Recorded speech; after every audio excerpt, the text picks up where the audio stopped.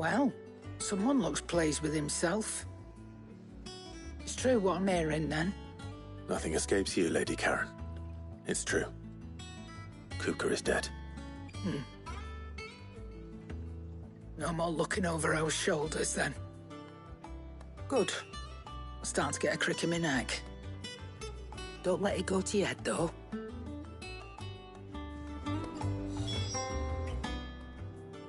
And what can I do for you? It's a relief. Thank you, Clive.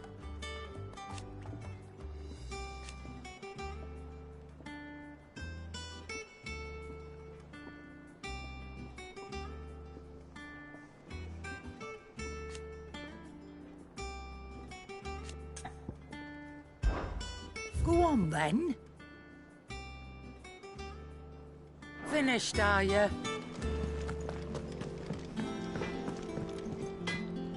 Blackthorn, do you have a moment? What is it? I'm busy. I wanted to tell you that Hugo Kupka is dead.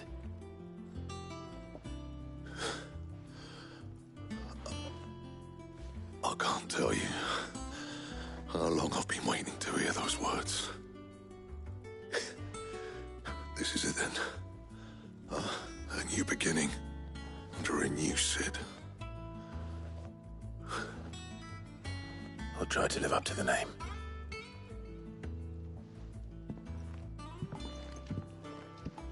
Right. Let's see if Otto has anything else for me. Clive. To a bloody riddance.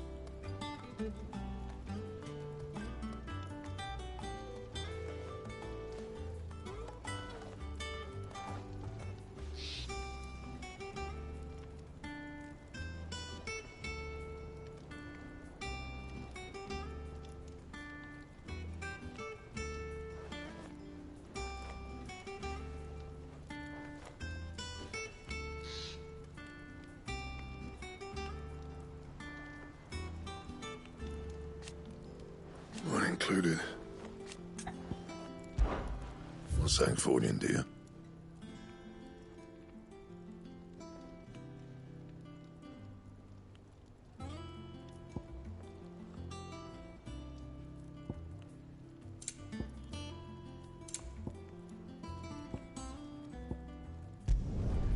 Should last you a good while.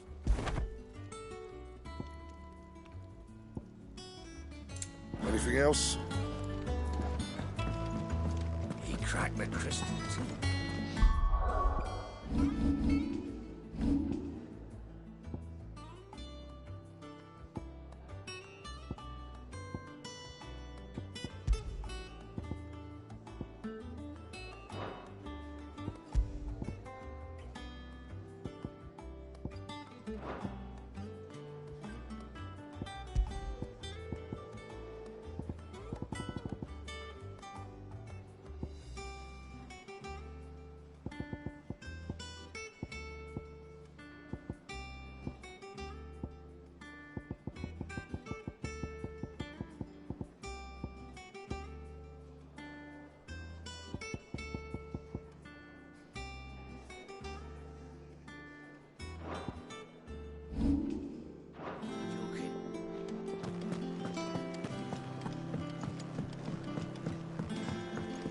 I'm telling you, it's true.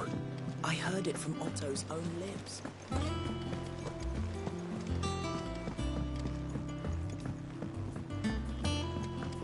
We're seeing troops amassing at every border crossing.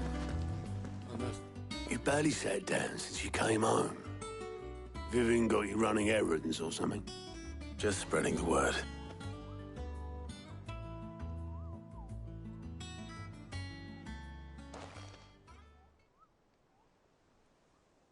So, the Professor's got a soft side, has she? I'd never have guessed. No. She was right, though. Everyone was glad to hear the news. Ah, but you ain't told everyone. I can think of plenty of friends back at the old hideaway who'd sleep more peacefully for knowing. Not least of all Sid. You should tell him. You're right. should. And I will. Well, when you do, be sure to take Mid with you. She's been going at it hammer and tongs down in that workshop of hers, trying to do her father proud. I can't remember the last time she visited the old sod's grave. Very well. I'll suggest it.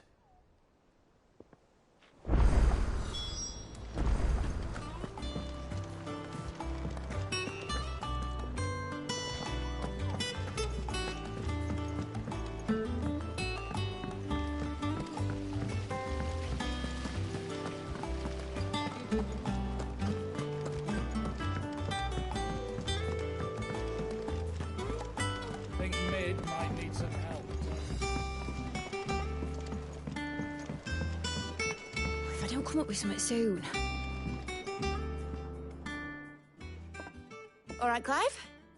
What do you want? I'm going to visit Sid, and I thought you might like to come with me. Sorry, I'm too busy for all that right now. I've got to get this thermal displacement stack sorted. Thermal... Displacement stack. Here. And this is for... Only the fastest, finest ship the world has ever seen. The Enterprise. Me and my dad designed it together. Where other vessels rely on the fickle winds to drive them through the water, ours is fitted with mithril engines. And those things have got more push than a behemoth in a bad mood, and more heat than all the hells put together. Which is where the stack comes in. I may have already talked some tight-lipped shipwrights into putting the hull together for me in a little dockyard in Canva. But the stack's a bit more involved, so I'm building it here. Thing is, it's so involved that I'm running behind and it's starting to hold things up over at the shipyard. I'll come and see my dad, though, when I'm done. Whenever that is. Is there anything I can do to help? Good old Clive. I were hoping you'd say that. First things first, I need some parts meching.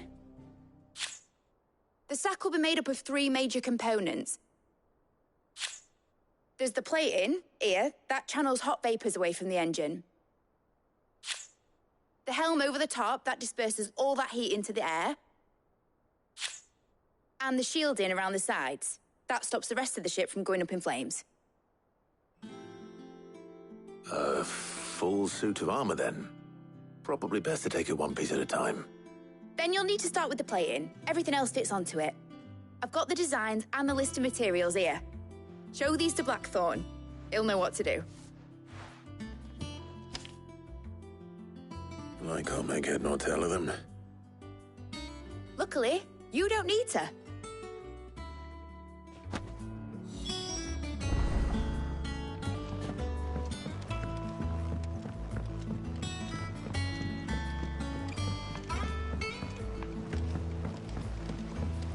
Editors started reading books that don't have any pictures.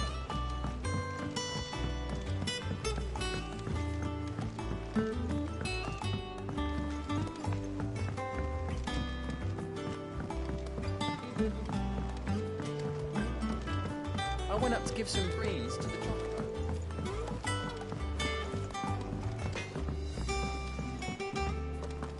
He cracked the crystals. Blackthorn, can I ask a favor? Hell with it. It's for Mid. This my last chance to say I'm otherwise engaged. I'd spare myself the arseache. Go on then. What is it this time? She said you would know. Here.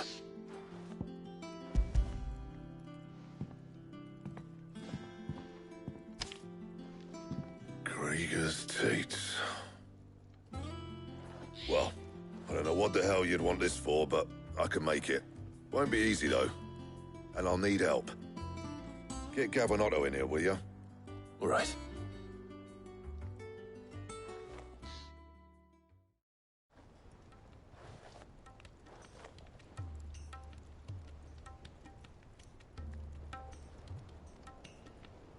So Mid's roped us all in here again, has she? Typical. Still, if that's what it takes to get her to visit Sid's grave, I'll do what I can. And, what is it we need to do, exactly? Take a look at this. It's this plating. The usual saw-grade steel won't work. We need something that can get very hot, very fast, and still keep its shape. That means an alloy. Something that won't break or buckle at the temperatures she's talking about. Which is where you lot come in. I need materials, and I've got my work cut out already. You'll have to fetch them. Now, there's a special kind of sand I'm after that you can only find out in the Valcroy. Stardust, they call it. As for the rest of the stuff, my usual supply should have it in stock. It just needs buying and bringing back here. Well, we'll get it done quicker if we split up. One of us should probably give you an hand collecting the sand. And the other can go and get the rest from this supplier. Right then. Well, make your minds up who's going where, we can get this over with.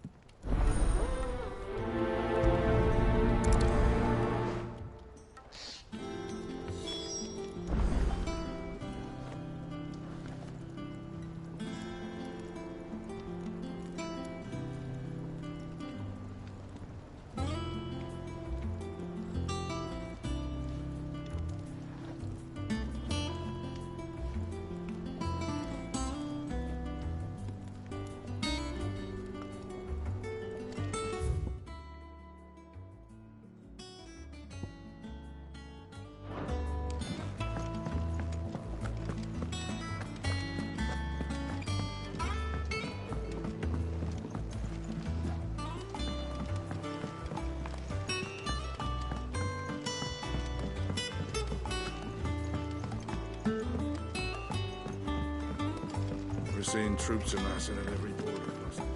No surprises there. Fancy a look at the list, do you? It was luck, and luck alone.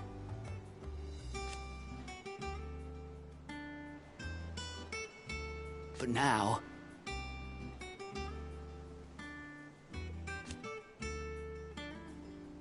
Thank you. Quick look.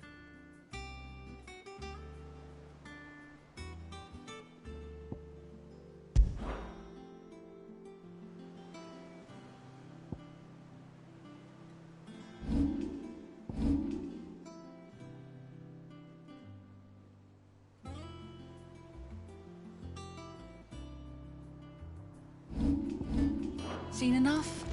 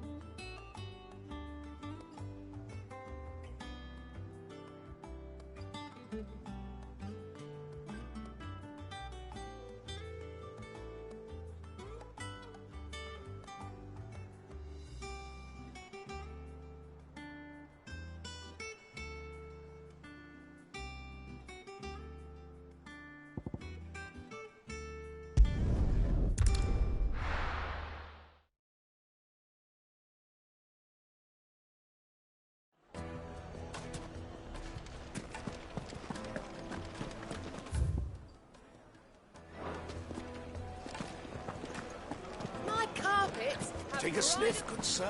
Leave now, there'll be none to match. Oh, well. Men of the rock. Made from the stoutest stoneware.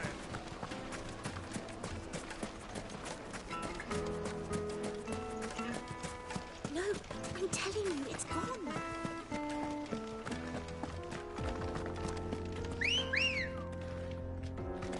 Good girl. Faster!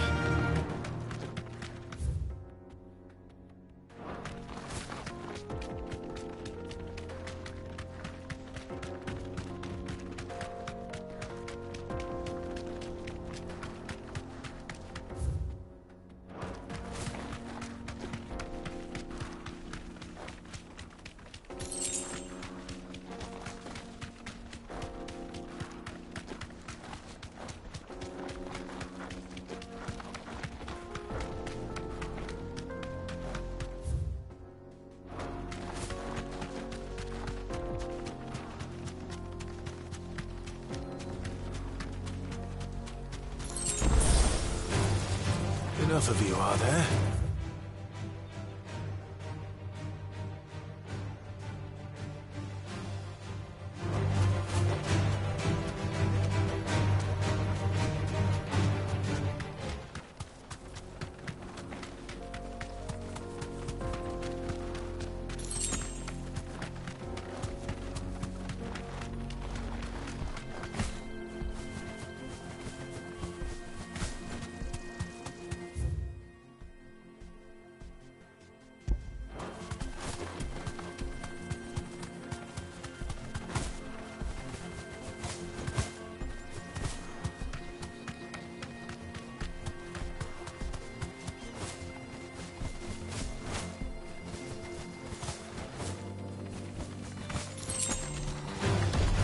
No mistakes.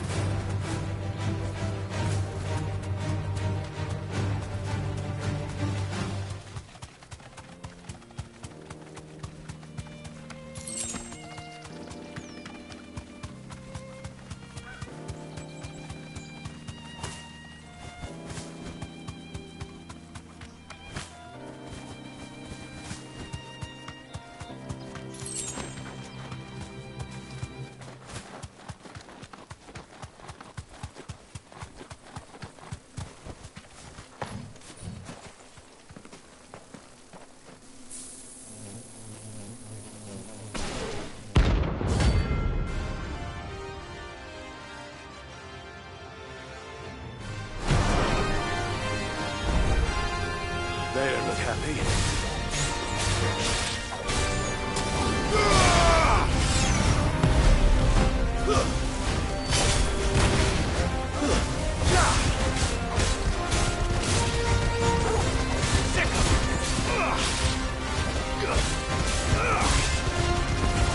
This one.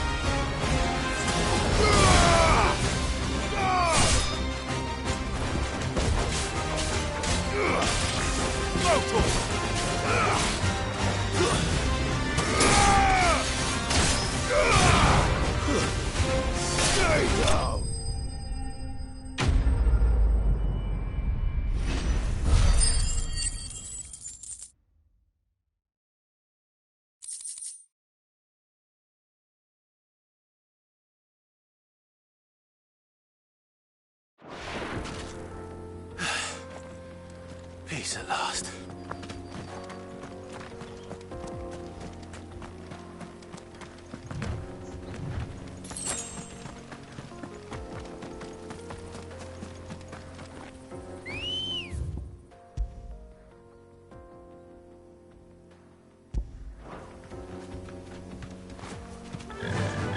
Run like the wind.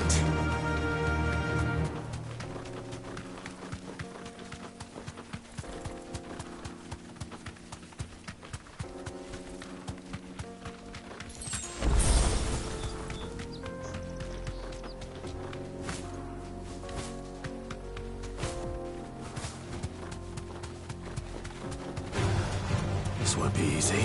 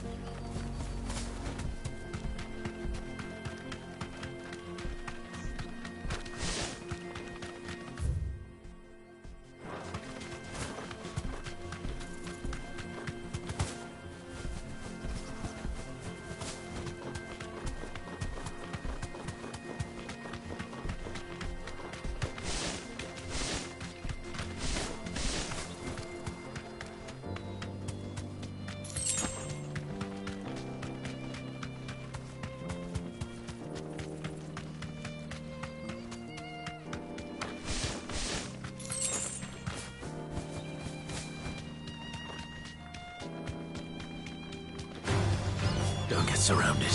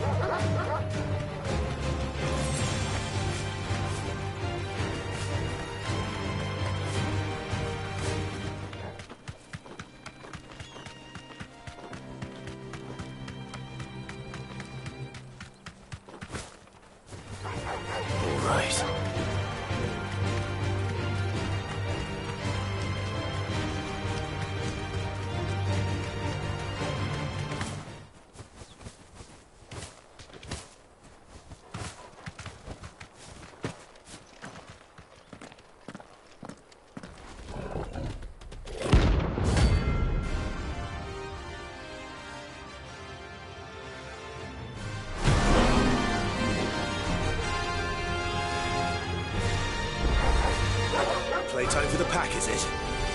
Let me introduce you to mine.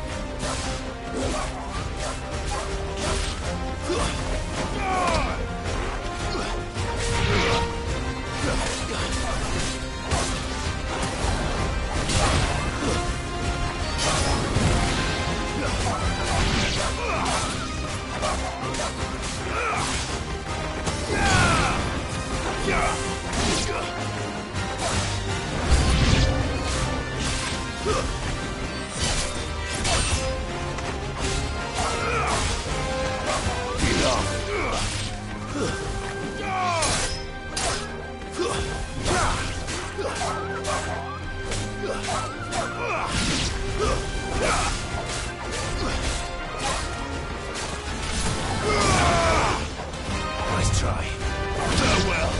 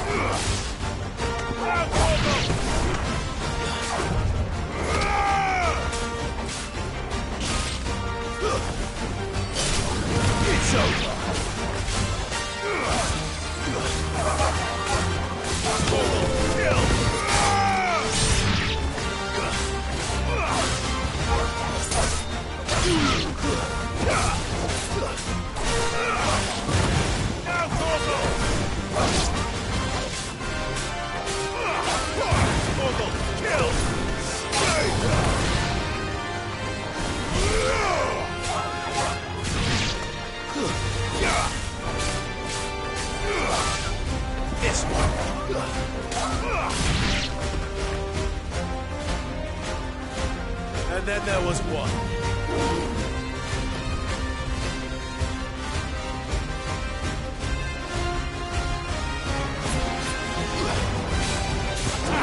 Too slow.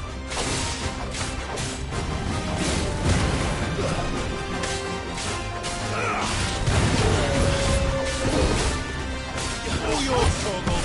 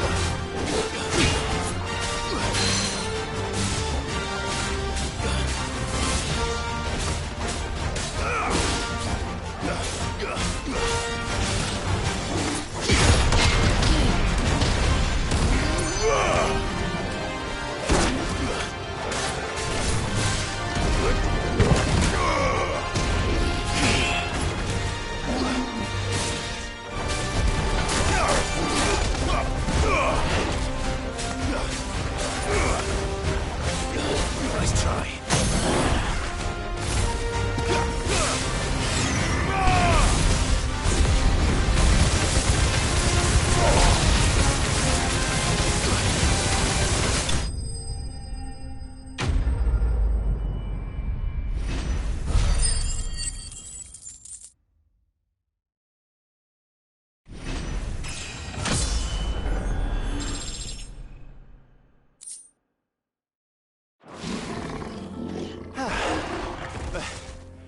That wasn't too bad, was it, Torgal?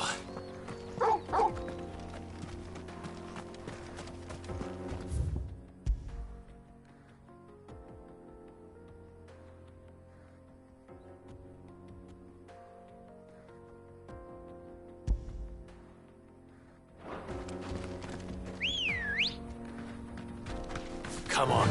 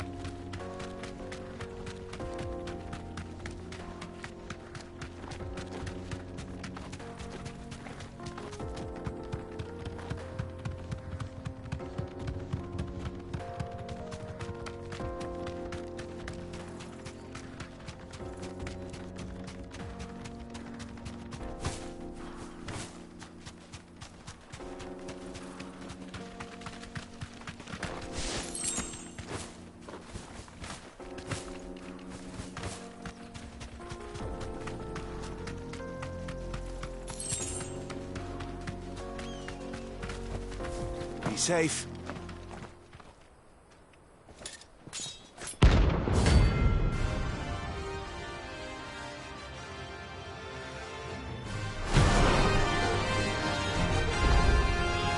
My blade yet hungers, and so do I. Come, let us feast on your flesh. Madman, your feasting days are over.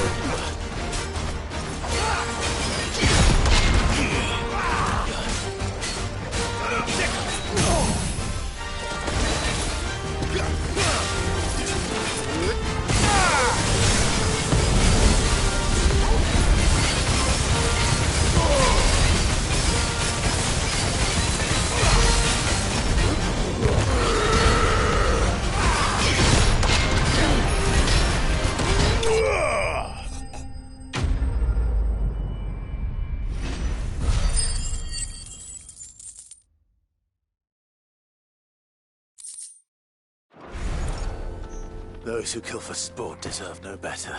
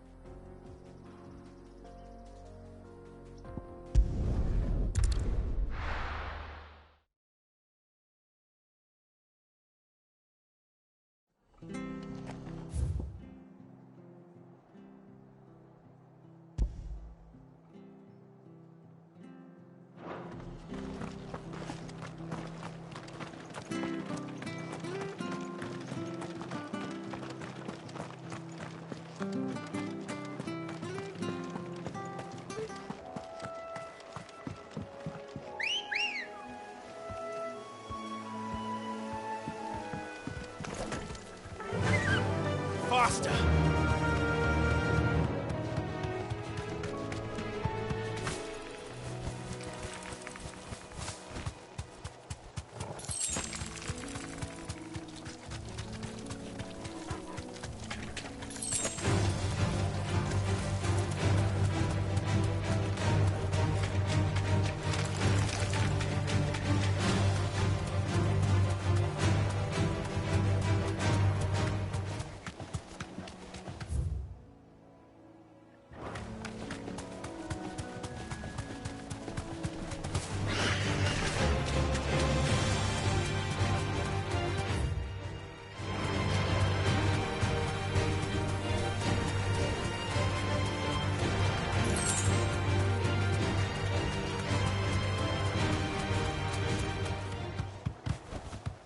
That'll do, girl.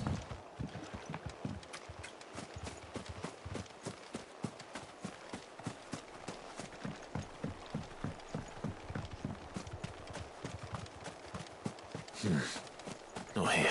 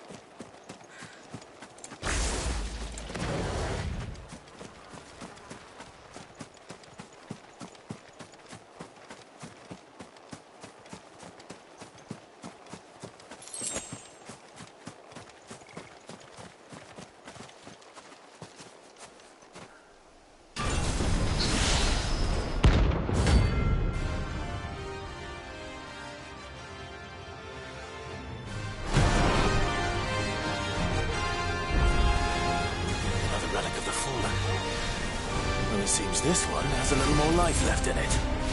All right then.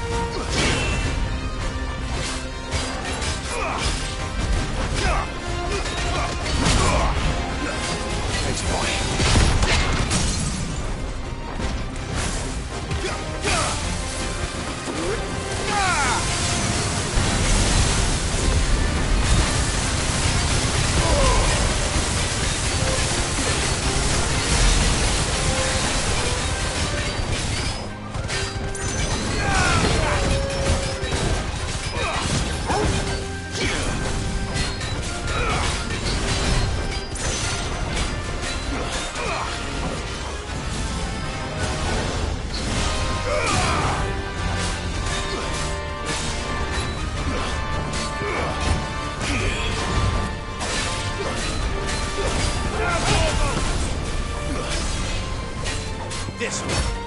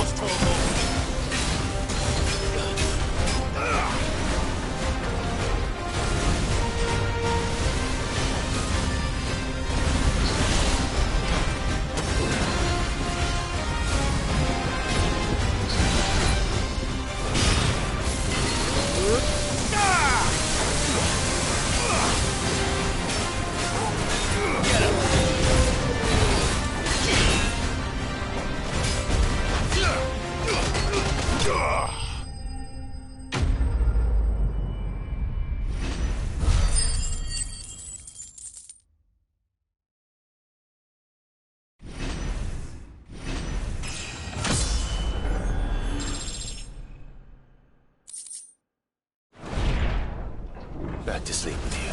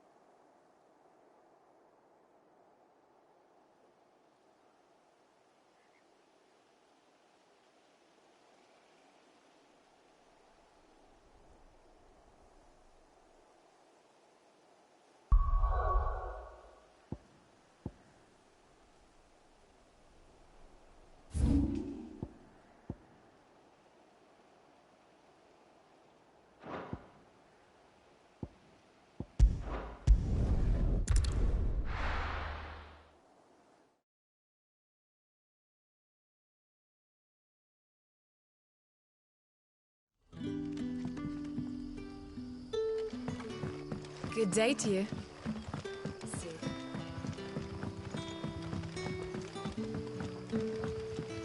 The crystals we get from the We are to dig a new cell. Ah, Clive. Your timing is exquisite, as always. I have a concern which you may be able to assist me with. Go on. There are whisperings afoot of shadowy figures having been sighted outside the village. Rustlings in the undergrowth, suspicious noises. My people fear that they are being watched. It may be no more than a surfeit of nerves, understandable in the current climate, or it may be the prelude to something altogether more dangerous. Given what I hope you'll forgive me calling your nose for trouble, I wondered if you might investigate. Of course. Excellent. You might begin by speaking with the good citizens of Lostwing. Listen to their tales, and make what you will of them. All right. I will.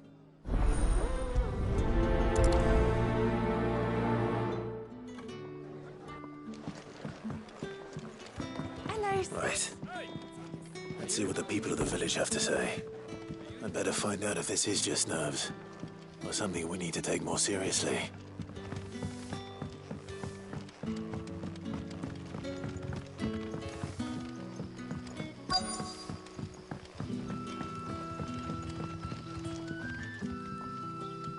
You all right, Sid? Something on your mind? There is, actually. Can I ask you something? Quentin tells me people have mentioned shadowy figures out in the woods. Have you noticed anything unusual? Oh, that. No, sorry, can't help you. I heard the rumours, mind, from the lads working over at the vineyard, but none of them has seen anything either. All right. Thanks anyway.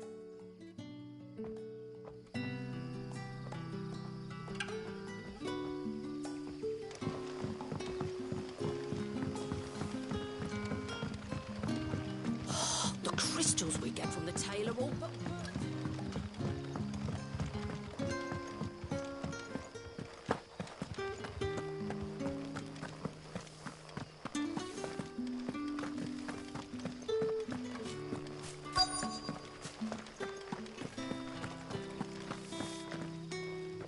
Do you have a moment? There's talk of suspicious figures in the woods. Have you seen anything out of the ordinary? No, but I've heard something. Sound of scraping metal, like someone sharpening a sword. Where was this? In Lorbert's Pass. Was out foraging for herbs when I heard it, screeching out from between the trees. Ran back here as quick as my legs would carry me, and I ain't been back since. I see. I'll look into it. Thank you.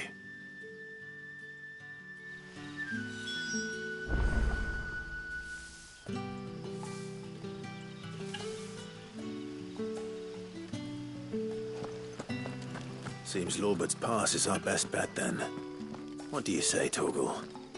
Shall we go and investigate?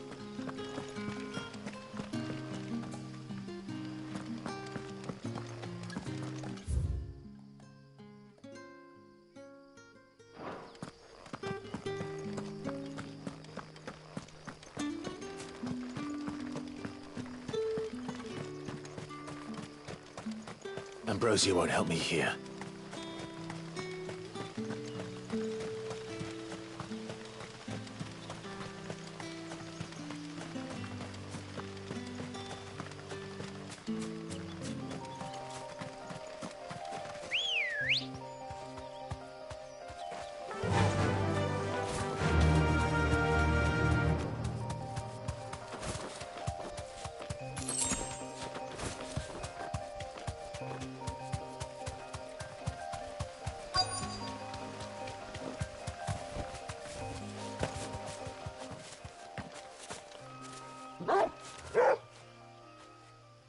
You there.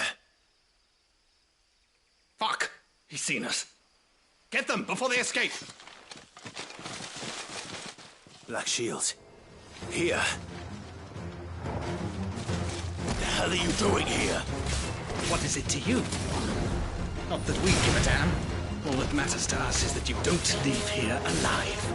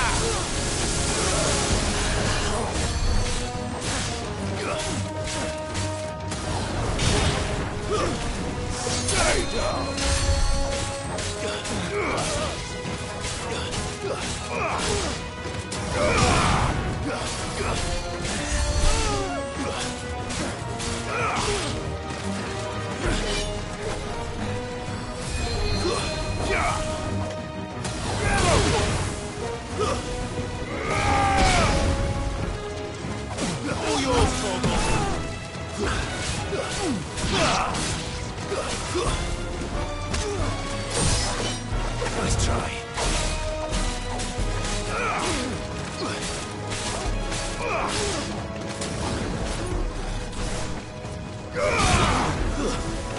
Stay down!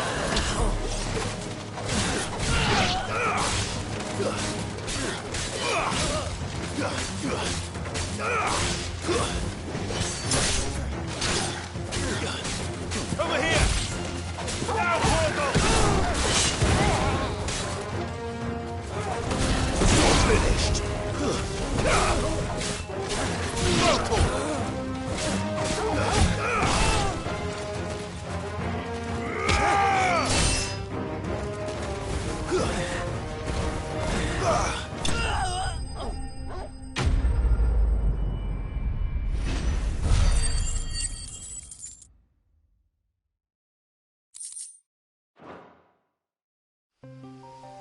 Why were they here? Were they planning an attack on Lost Wing? I need to warn Quentin.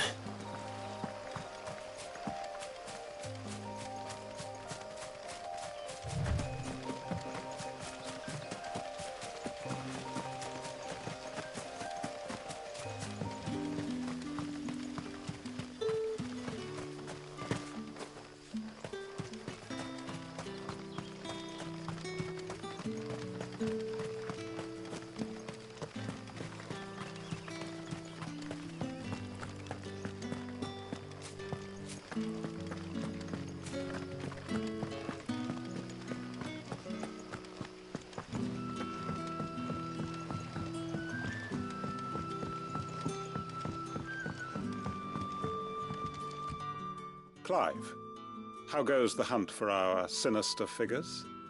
I found some black shields hiding near Lorbert's Pass. They're gone now. Black shields. The Empress's former bloodhounds. Though they serve another master now. One who means to root out and destroy both me and those I care for. And it would appear the pack has finally caught the scent of its prey. Damn it all. I had hoped I would have more time than this. More time to prepare. But if we are cornered, we have no choice but to bite back. And bite back we shall. I'm sorry. You're going to need to explain. Who did the Black Shield serve now? And why would that person want you dead? Because I want him dead. Who? The former Lord Chief Justice of Sanbreque. All that I have built here is for him. I don't understand. Why him? Why Lostwing? I suppose it is better that you know the truth. I was a member of the judiciary once. So sickened was I by the injustice of this world, I swore to fight it. And fight it I did, in my own small way. I saw more than a few corrupt officials condemned to the very cells into which they had thrown blameless innocents. Men to whom the law was but a scourge to turn against the powerless. And throughout, it was the Lord Chief Justice who backed me, who was my one true ally in the quest to see justice done. So what changed? I discovered that he hunted bearers for sport. I was a fool to think he shared my hatred of venality and vice. His support for me was no more than a facade, a means of ridding himself of his rivals, a mask to hide the rot beneath. I filed suit against him immediately. His response, however, was rather more visceral.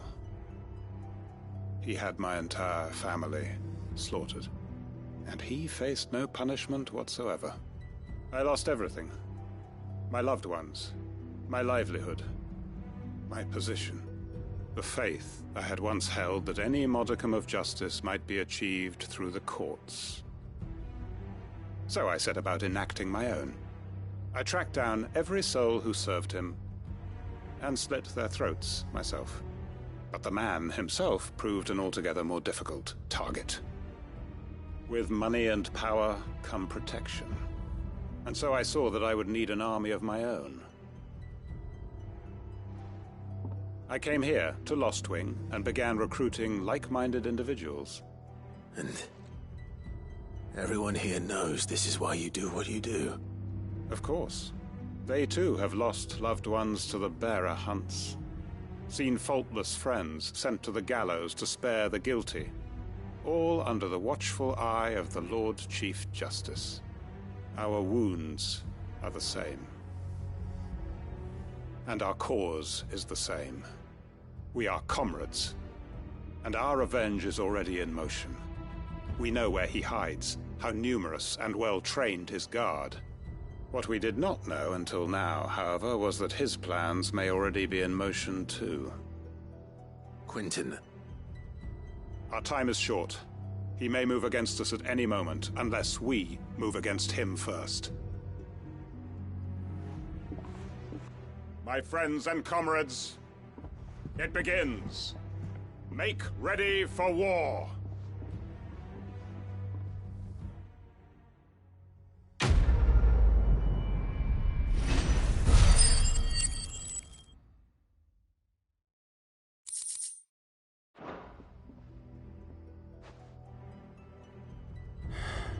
I'm not going to...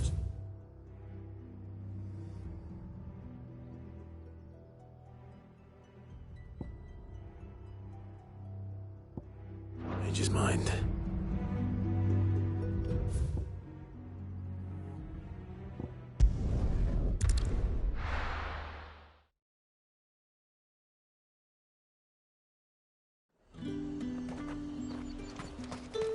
There's talk at the glass. And what can I do for you?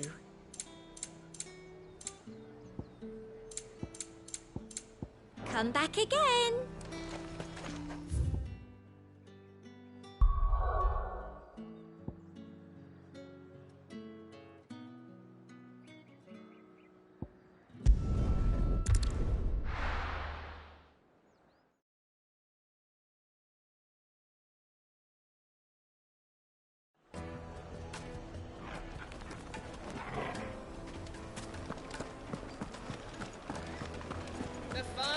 The most fragrant herbs and spices from... Gone, just like that. And without so much as a by your leave. What's the matter? It's my apprentice. He up and vanished while my back was turned. I'd go and look for him myself, but I've got a bakery to run. A bakery that's now short one pair of hands. Loath though I am to rely on the kindness of strangers, I'm at a loss. Please, will you see if you can find him? I'll see what I can do. Do you know where he might have gone? I wouldn't be surprised if he was off somewhere mooning at Drake's Fang. He used to work there, you see. Poor fool left his heart in its hollow. All right. Then that's where I'll start.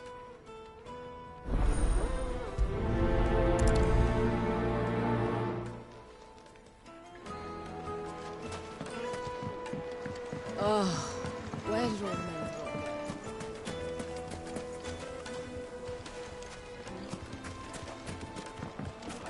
Plates and pots!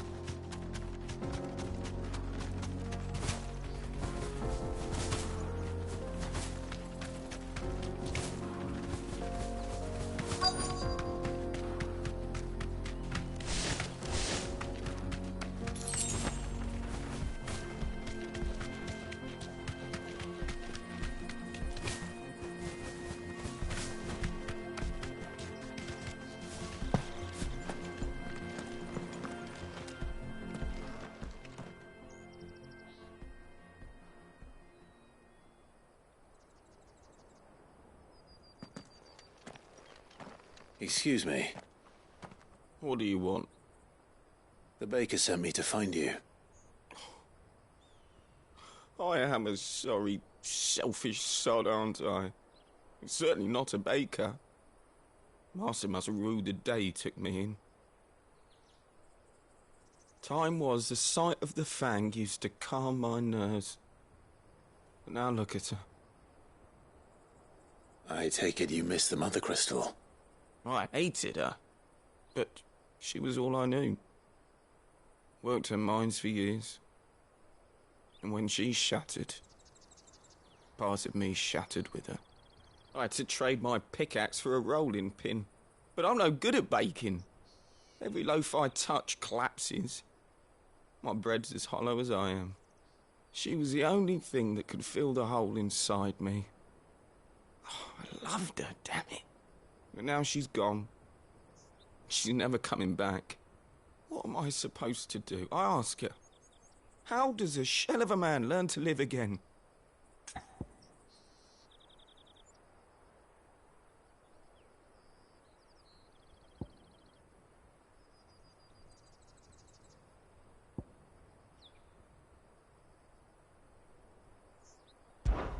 Focus on the job at hand. Think about what you can do right now. What use is proofing loaves when... Wait. Perhaps the solution has been in the bakery all along. You've opened my eyes. Thank you, friend, and fare thee well. Wait.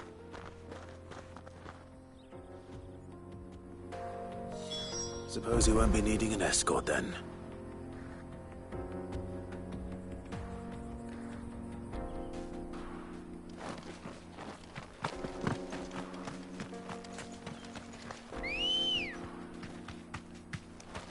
Come on. Faster!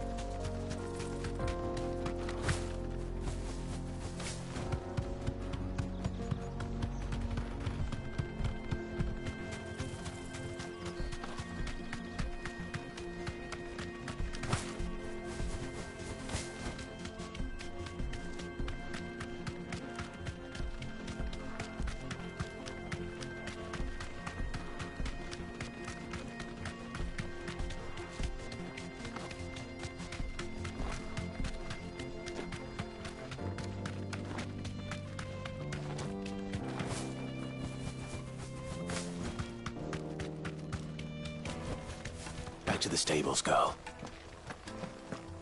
No, I'm telling you, it's gone.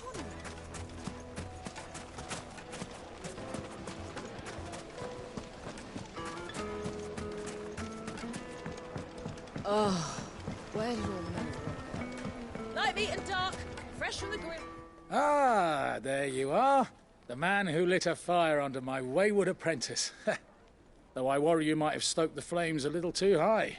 He damn near ran me down trying to get to my oven. Master, it's ready. Behold the Drake's Balm. A truly unique creation. I dare say it is. Just look at it. A perfect likeness of the Fang herself. Her steepled peaks, her fulsome spurs, her inviting hollow. True, my loaves collapse more often than not, but what's the Fang without her crater? Why, no Fang at all. And look, inside. She's filled to bursting with a bounty of beautiful crystals. Salt crystals! Master, I have found my purpose. I must use my work here to preserve the memory of the Fang. Well, if it tastes half as unique as it looks, I'd certainly say you're onto something. Not only is my apprentice back, but he's finally pulling his weight. With any luck, I might even have a new delicacy on my hands. I don't know how you did it, but you have my thanks.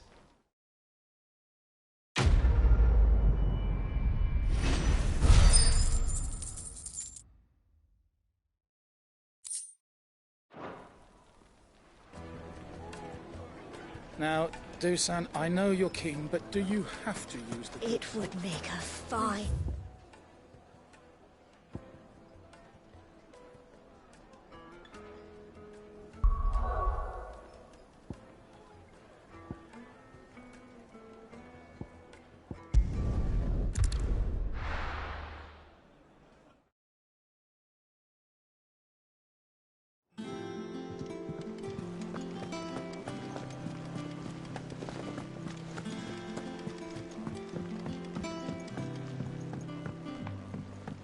We're seeing troops amassing at every point.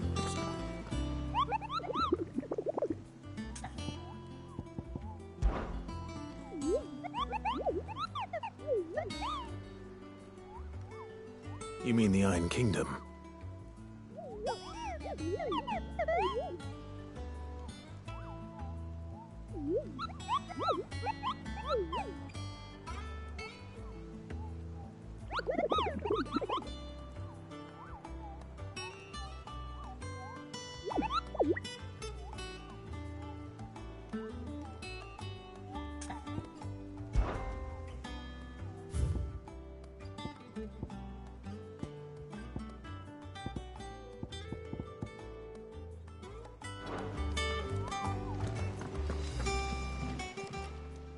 Welcome to the Patron's Whisper. Kuka.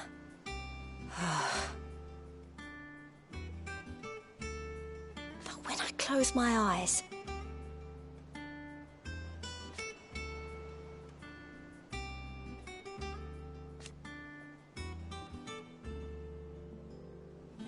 Only I don't know how. I wish you were here.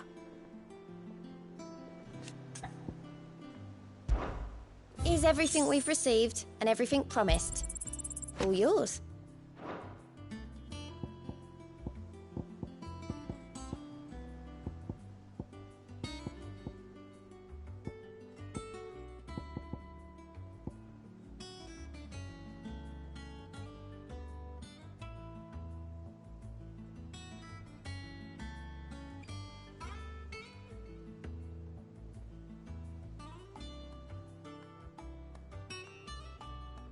Come again. I may have more for you. How are you doing? You off then?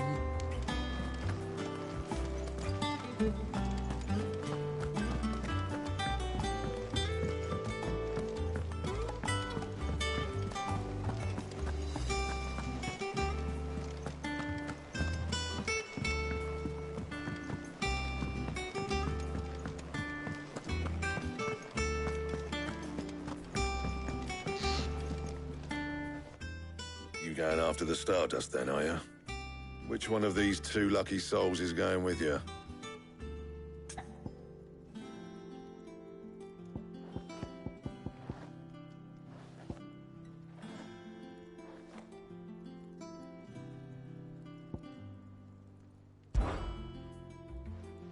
Gav, you're with me.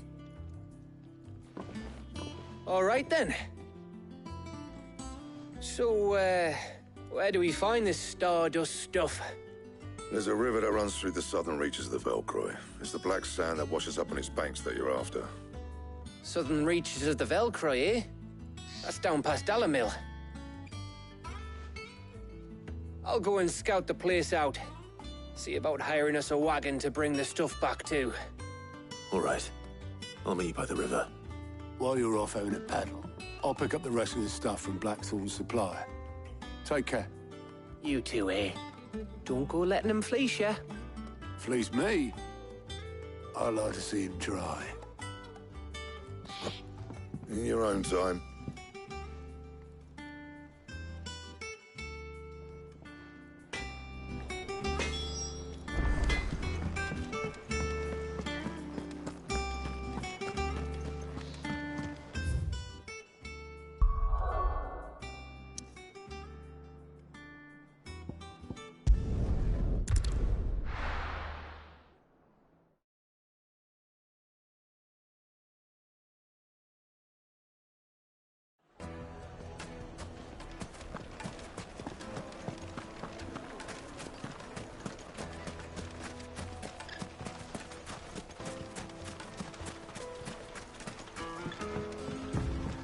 Looks like I found the river. Now where's Gav? Yeah!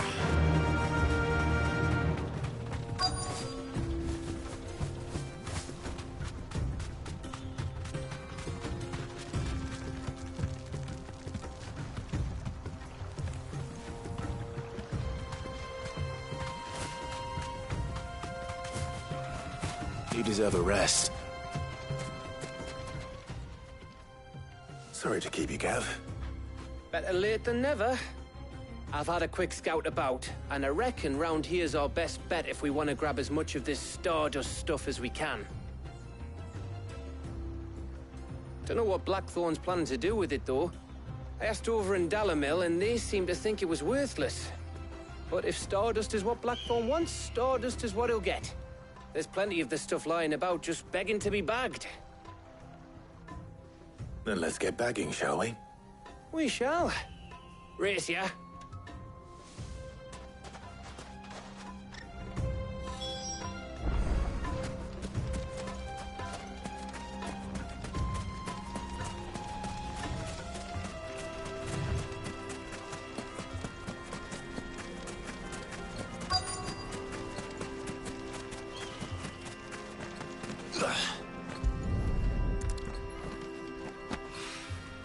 So this is Stardust.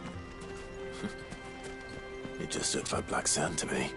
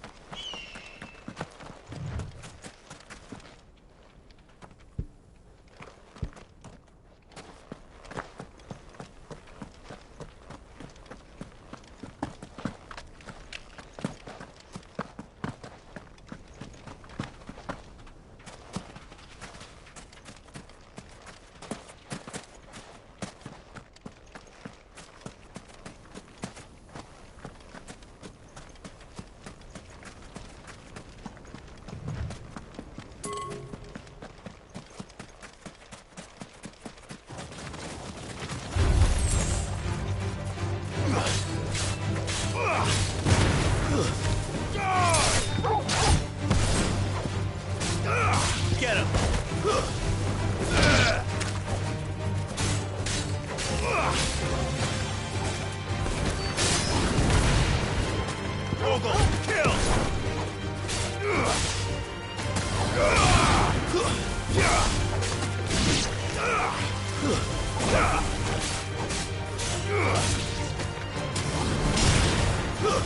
Stay down!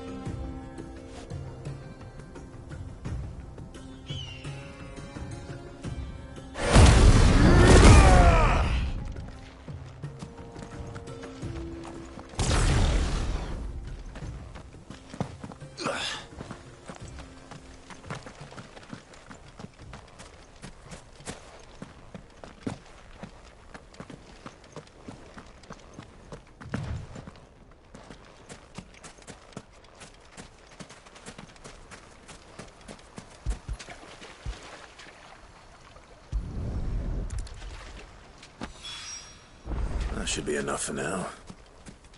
Let's see how Gav's getting on.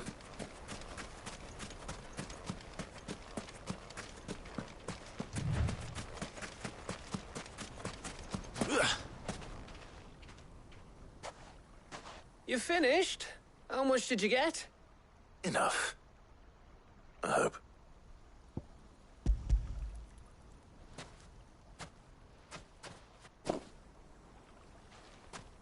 Oh, you win.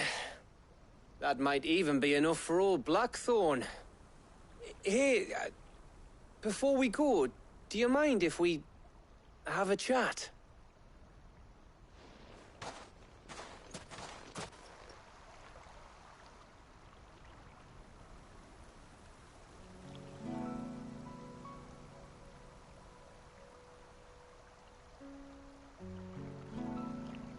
Feels like ages since we had the chance to talk. You know, man to man like. It does, doesn't it? Back when you first took Sid's name, we were talking all the time. Working out what to do in that. There was a lot to work out. And there still is. Those shoulders of yours starting to feel the strain. Hardly ever see you around the hideaway nowadays. Always on some errand or other. You can take a day off, you know.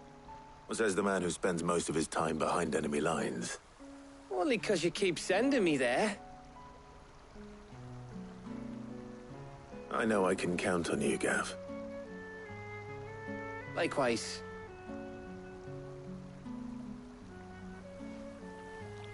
So you keep sending me wherever you need to, and I'll keep going. Safe in the knowledge that I have a home to come back to. Thanks to you.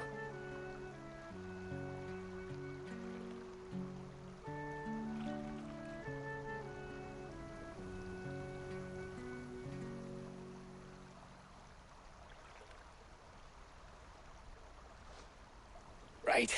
That's enough soppy shite for one day. We'd better get this lot back to Blackthorn before he slings his hammer at someone. You go on ahead. And try to get some rest once you're there. Oh, I plan to. Believe you me. After Blackthorn gets what he needs, of course.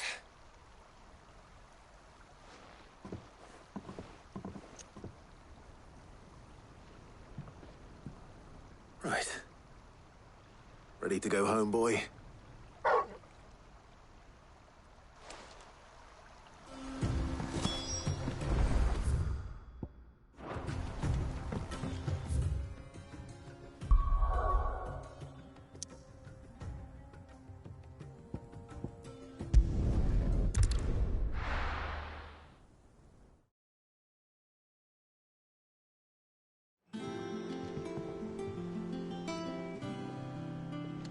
Let's hope this is all Blackthorn needs.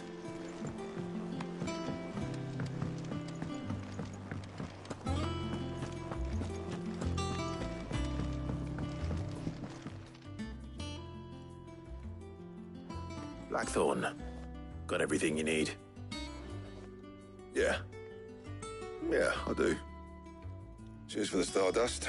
Should be enough to be getting on with. We should go out on maneuvers together more often. You're beat sneaking around on your Todd all the time. I'll make a start on putting this thermal plating together then. It will take some time, mind. So if you've got other things to be getting on with, I could do without you breathing down my neck. Thank you, Blackthorn. I'll let Mid know construction's underway.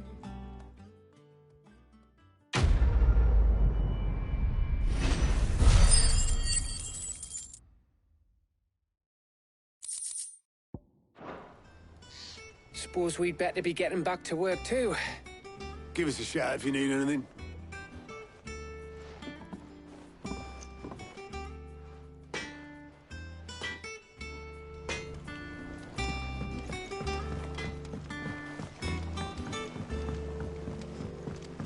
I went up to give some greens to the chocolate.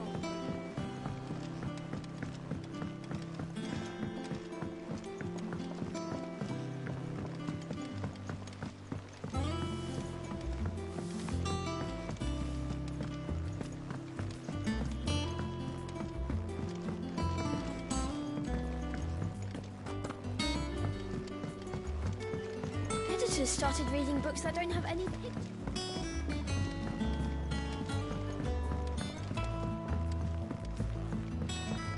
If I don't come up with something soon. You'll be pleased to hear that Blackthorn started work on the plating. Excellent. 1 down, 2 to go. So, what's next? The helm, of course.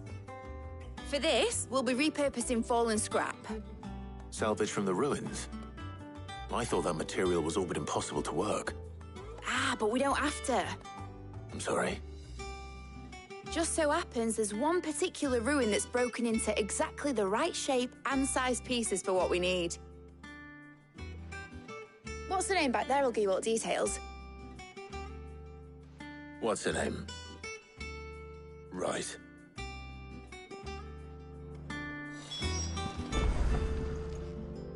Oh, Sid, is this about the helm? Yes. Mid said I should speak with you. I'll show you the plans then. Here you see the mithril engine, in which mithril is burned to generate heat. That heat is then harnessed to produce motive force. Excess heat is dealt with by means of the thermal displacement stack, which disperses it into the surrounding air. Now, were we to rely on thermal plating alone to achieve this effect, the rate of excess heat buildup would far exceed the displacement coefficient of the plating.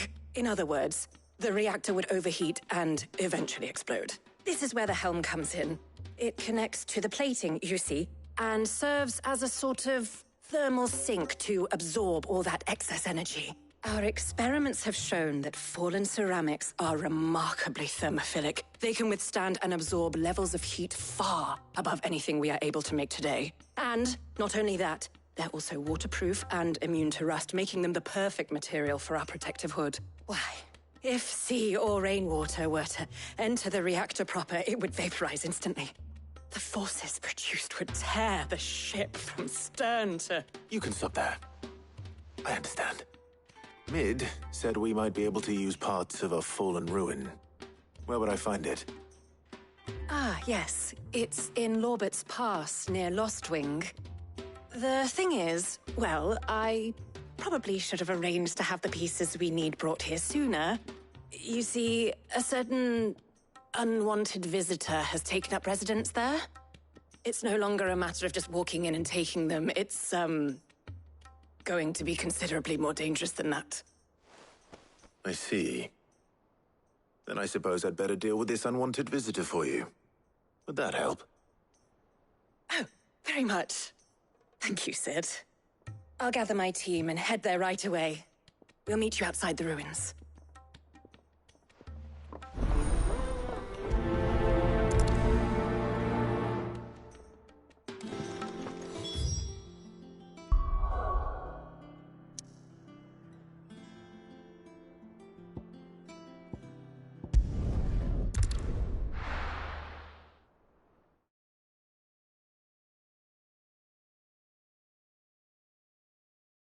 I'll be taking you all to a storehouse in the Bales. Leave anything you don't need behind.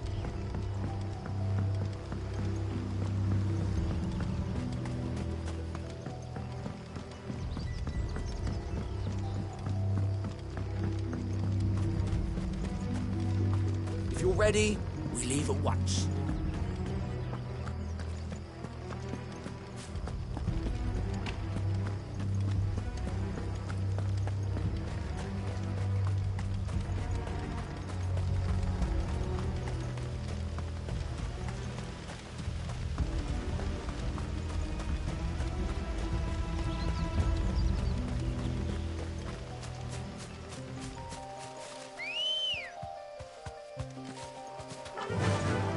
Fly, Ambrosia.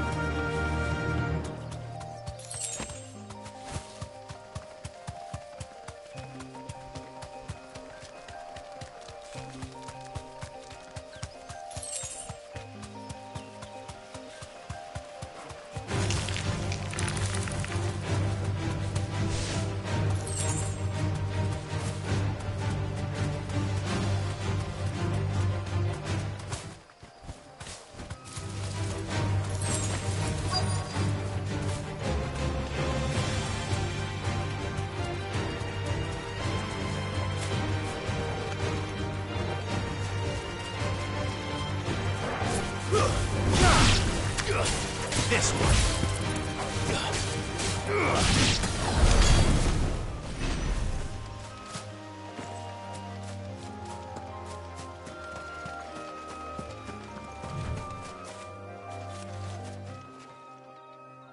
Oh, there you are, Sid. Thanks so much for coming.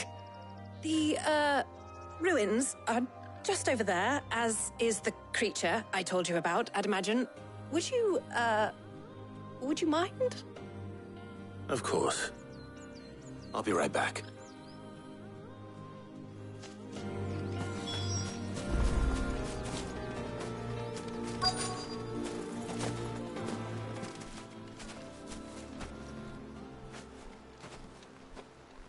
Anybody home?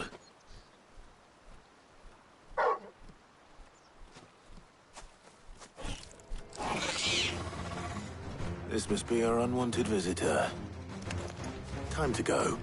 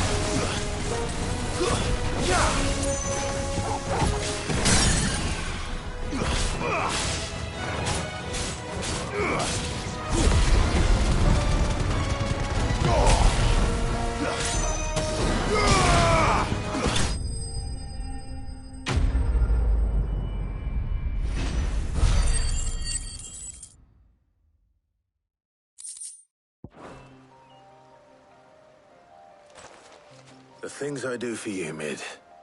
Sid! Oh, thank goodness you're safe. You shouldn't have any trouble now. Indeed. Well, don't let us keep you. We'll, see that everything is transported safely back to the hideaway. All right. I'll let Mid know you're on your way.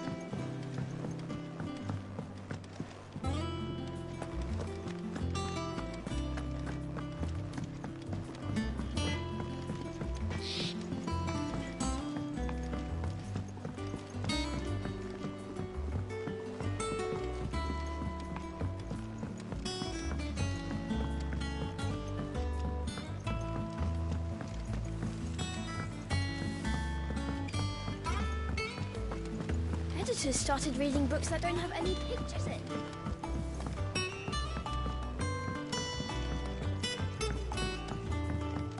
If I don't come up with something soon. Mid. Helena has recovered the material for the helm. She'll be along shortly. Excellent. Another job well done. And just one remaining. Right. Right, the shielding. This one's a bit of a bugger. How so? The plating's enough to stop the engines going pop, but those things will still be spitting out enough fire to set the rest of the ship ablaze. Which is why you need proper shielding. A prism for the dragon's breath that's blazing away inside. I thought a triple thick layer of tempered steel might do it. Or more of the stuff that the Fallen use, but they'd both be too heavy. The helm and the plating are bulky enough as it is. Add any more weight and the whole ship would be at the bottom of the briny before we'd even started. I need something light. But I've racked my brains and I just can't think what would do it. Well, if I were in need of obscure knowledge, I know whose counsel I would seek. Harpocrates. Tomes? Yeah, well, I'd thought of that, obviously. I've got all the details written down here. Can you take this to him, see what he makes of it? Right away.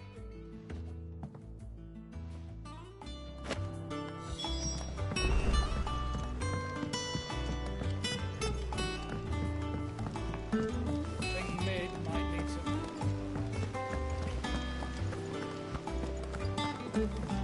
Mid hasn't been.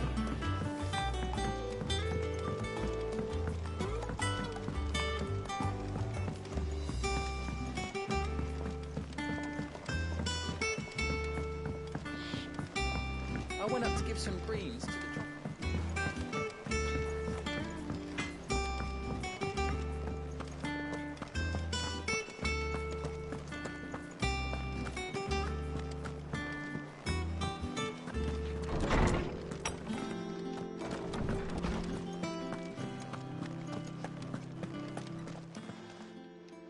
Harpocrates, do you have a moment?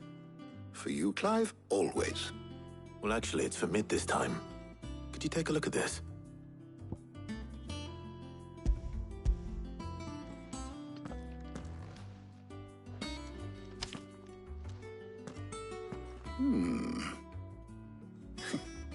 Shielding for a mithril engine? Whatever will that girl think of next? What are these notes around the edges? She has some specific requirements for the materials. The shielding needs to be able to resist extreme heat on the inside, and yet remain cool enough on the outside not to set the ship alight, while also being light enough not to sink it. As you can imagine, she's struggling to find anything that meets her needs. I see. I wondered if you might know of a solution, or if you might be able to search the records for one. Perhaps it is not a different material she requires, but a different approach. What do you mean? Consider the lake we have made our home. Its blighted waters eat away far more quickly than fresh water or even brine, at timber and steel alike. And yet, we have made a home here from those very materials nonetheless. We have. But Bardolph must varnish every board twice over to keep it from rotting. And Obelus complains that without a constant supply of pitch. I see. Early Gregorian histories speak of a preparation known as moon dew. It is said to be able to resist even the most ferocious flames. Before the dragoons tamed the worms and wyverns of the realm, nobles would daub their castle walls with it in order to guard against dragon fire. So if we could recreate it... It might be applied to some material or other in order to provide the protection it requires. As to how best to apply it and to what material, perhaps Bardolph and Obelus might be of assistance. I shall speak to them and see what wisdom they might have to offer. If you would be so kind as to procure the necessary ingredients, I shall discuss the specifics of how it might be most effectively put to use with our two friends. The knowledge of the past may yet prove useful to we of the modern era. Thank you, Hippocrates. And since you're asking others to help you, perhaps I should too.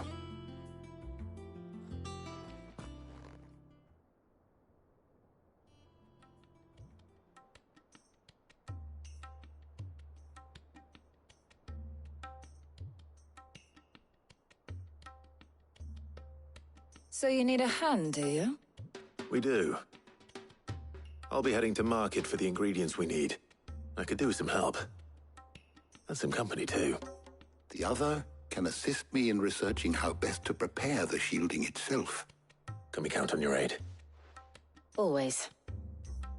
Well, if Jill's game. Thank you. I am sure either of these fine young minds would prove indispensable in my research. I leave the decision as to who will go with whom in your capable hands, Clive.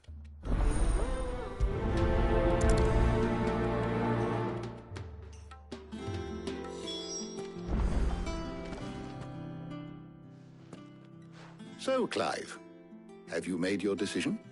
Who will accompany you on your little excursion? Very well.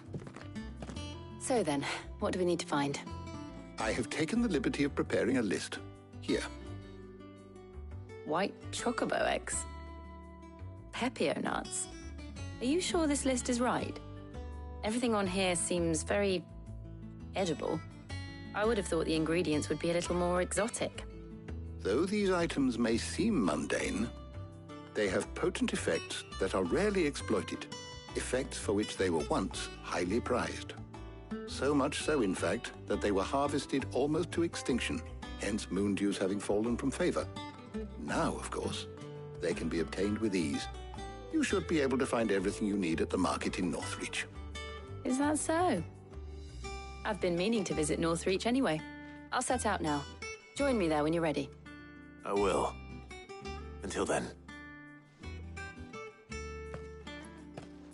You two enjoy yourselves. You too, Talia.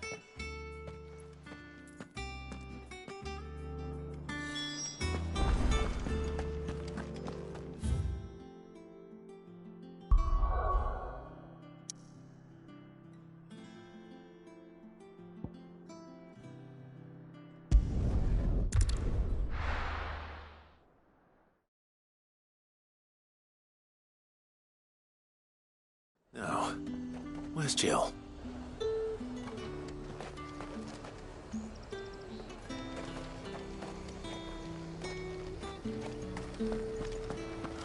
Slavers don't even bother with Northreach now that all the highborn have fled, so. Keep them pilgers nice and chilled. Are those Pepio nuts? Can never tell. How goes the hunt for ingredients? I've only just started. I'm sure everything we need is somewhere amongst all these stalls, though. Why don't we split up and see? We'll take a couple of ingredients each. All right. What am I looking for? How about you look for the pepio nuts and some garlic? I'll find the other things we need. We can meet by the gate when we're finished.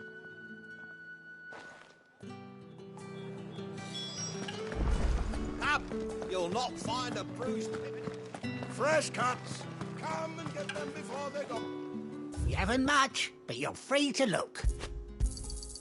I trust it's all here. Good day.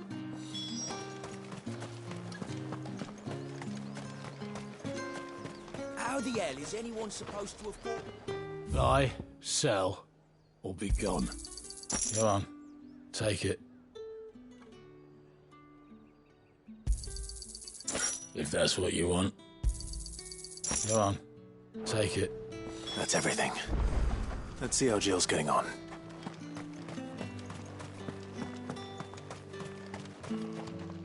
You haven't much, but you're free to look.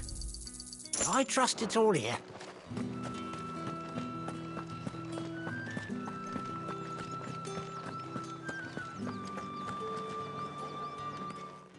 Did you find everything? I did. Here.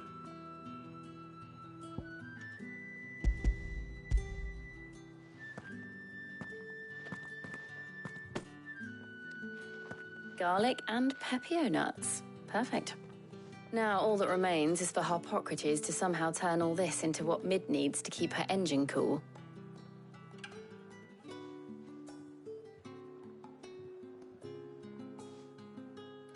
But before we head back, would you walk with me a while?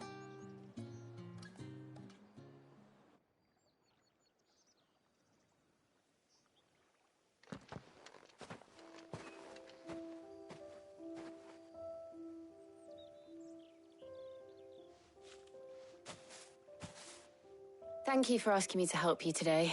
It makes a nice change. It does. It's good to get away from all the battle and bloodshed for once. Just being here reminds me of when we were children.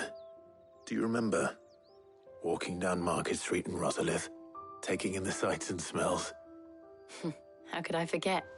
What with Torgal's antics. Remember how his nose would prick up at the scent of sausages? He'd go racing away and we'd have to go running after him. We wouldn't catch you now, would we, boy? Was there anything you wanted to buy for yourself while we're here? There was, yes. Well, sort of. Molly in the kitchens told me about a place that sells particularly good pies. Thought you might like to share one with me. I would. Thank you. And I saw some bread.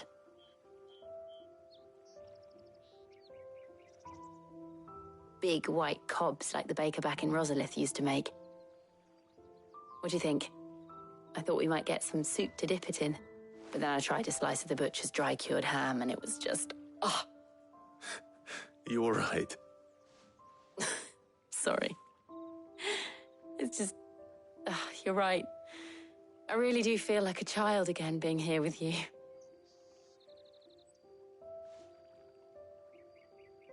Clive. Is it wrong of me to enjoy this? No, Jill. This is how life should be. And it's how our lives will be when our work is finally done. When we can live on our own terms. I hope so.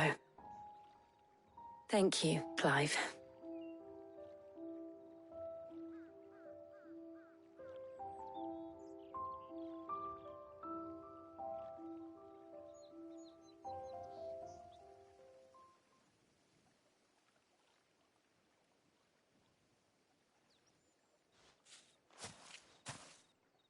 Well, I suppose we better be getting back.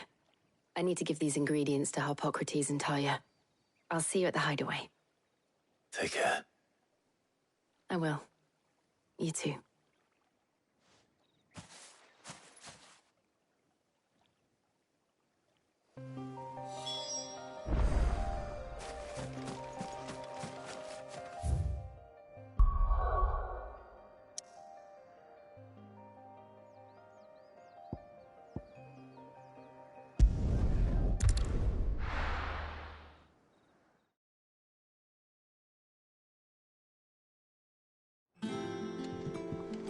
Wonder how Hippocrates is getting on with the moon dew.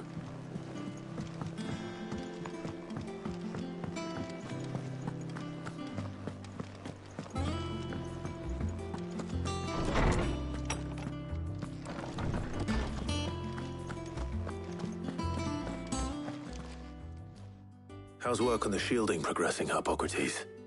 Well, very well indeed. And thanks in no small part to your kind assistance.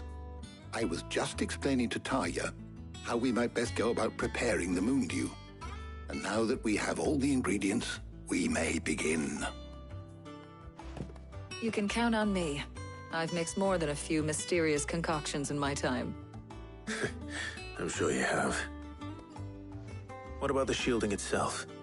Work is underway, under the watchful eyes of Bardolph and Obolus. Apparently, it'll be ready soon. Thank you. All of you. Right then. Jill, would you join me in the infirmary? Many hands make light work and all that. Of course.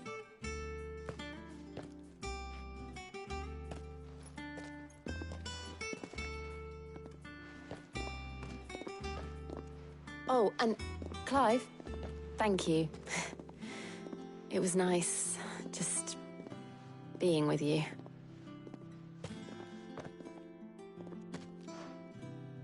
It appears our work here is almost at an end. A shame. I was enjoying playing the man of action for once. When both the shielding and the moon dew are ready, it will merely be a matter of applying the one to the other. Followed by a rigorous process of testing and retesting, of course. Perhaps someone ought to warn young Mid of that. Leave it to me. Thank you, Hippocrates.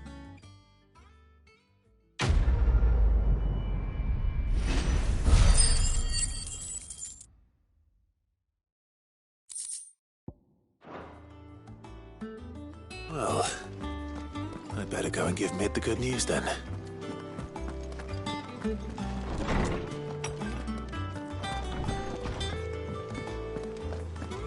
Thanks to Sid.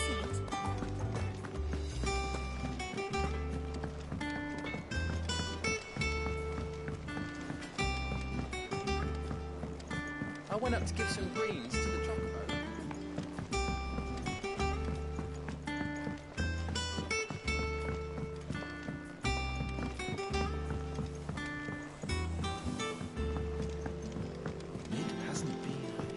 Editors started reading books that don't have any pictures in.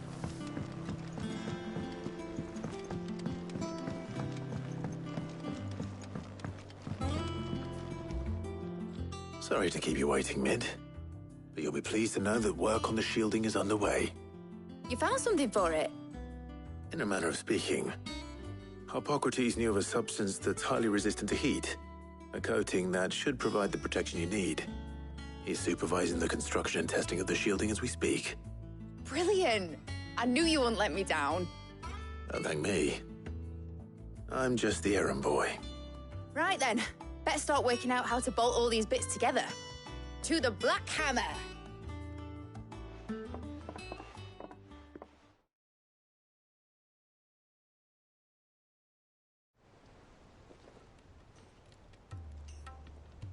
You know, when I got into the smithing game, I thought I'd be making swords and shields, not thermal bleeding didgeridoo-dahs. Displacement stacks. Same difference. Whatever you call it, I ain't putting it together in here. It's cramped enough as it is. Let's take this outside. Mid, you get all the parts lined up on the deck. I'll take care of the rest. On my way! Oh, and bring me the biggest hammer you can find. This is gonna require some precision walloping.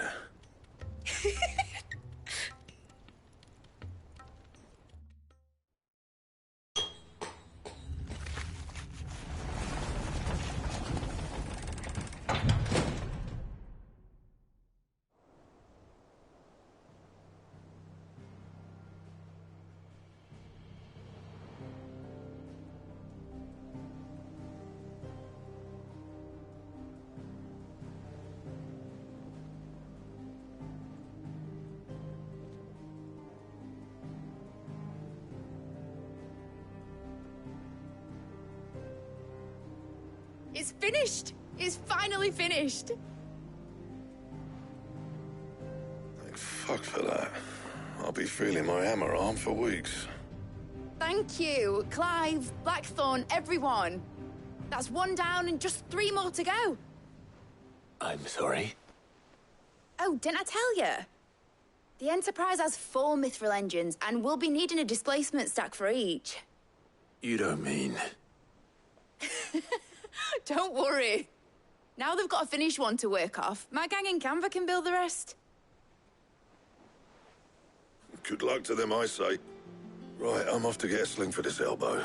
Any other work comes in, keep it to yourselves, eh?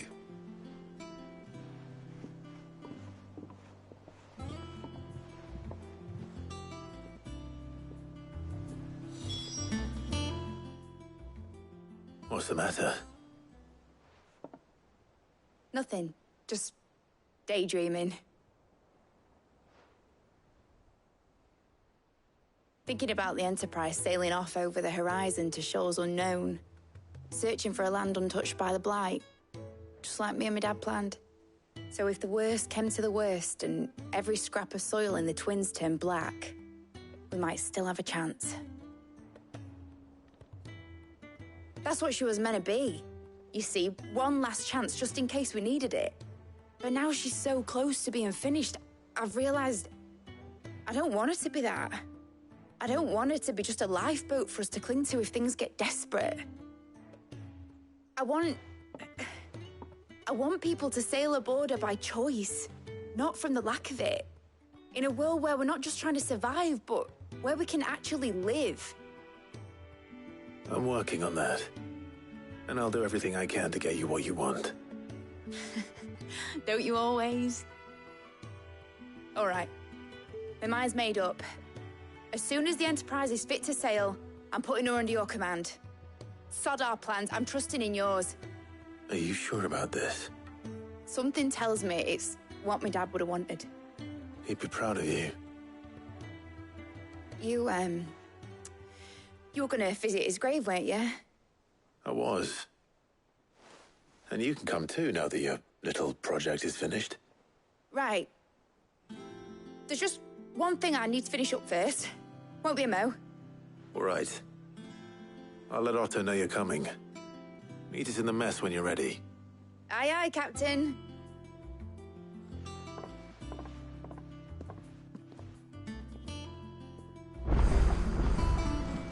Mid told me she was building a ship. Really? That's a ship? Is that the thing Tomes helped?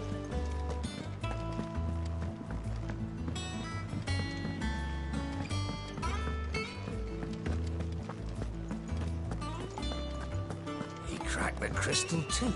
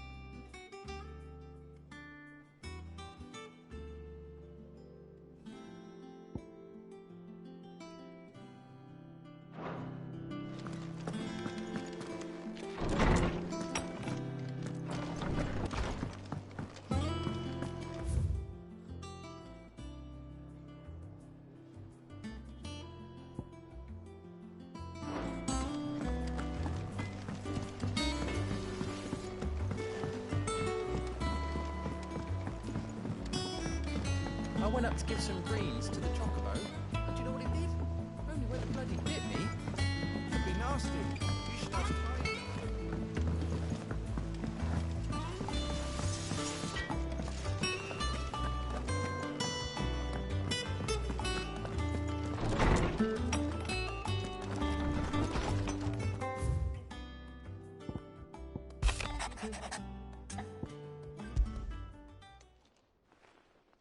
Hopefully it's nothing. but I should speak to Blackthorn just in case.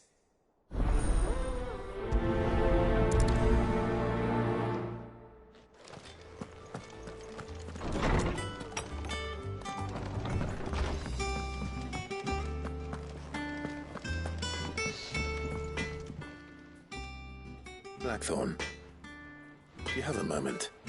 Not really, no. This won't take long. I just wanted to ask how you're getting on.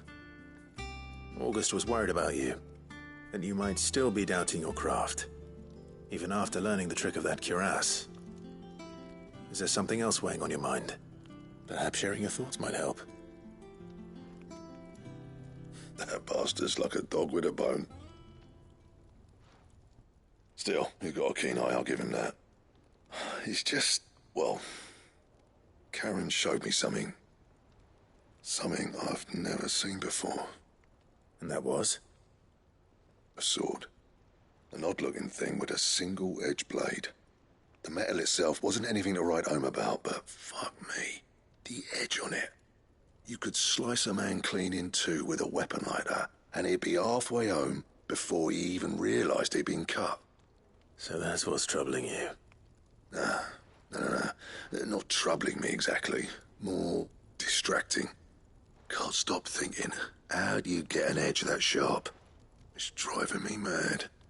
And if you knew how to do it, we could arm the curse breakers with even better blades. That's about the size of it, yeah. I'll see what I can find out. Sharper swords are always welcome. And we can't have our master blacksmith being distracted.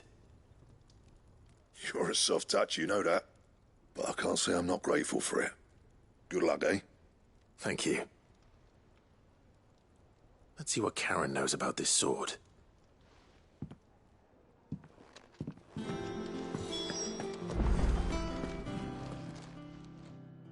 You're looking well, Karen. What you want? Out with it. I want to know about the sword you showed Blackthorn. Single-edged and extremely sharp. Running around after him again, are you? I suppose I am, yes. But I need to help him find out how to work an edge like that. It's driving him to distraction. Little wonder, I suppose. There's not many like that make it as far as the twins, and those that do go straight into private collections. Which made it nice and easy finding a buyer. Can you tell me who bought it? Where is it now? You think I tell people who my clients are? Suppose you're not likely to go nicking him off me, are you now? Fine. If you stop mooning at me like that. Lord Ignac's the man you want. Dalmekian bloke. Collects weapons and the like. And he's got more money than sense, which is why he's one of my favourite clients. Reckon he'll still be at the inn in Dalamil, where I left him. Thank you, Karen. Oh. And he's a touch eccentric. If you take my meaning. I appreciate the warning.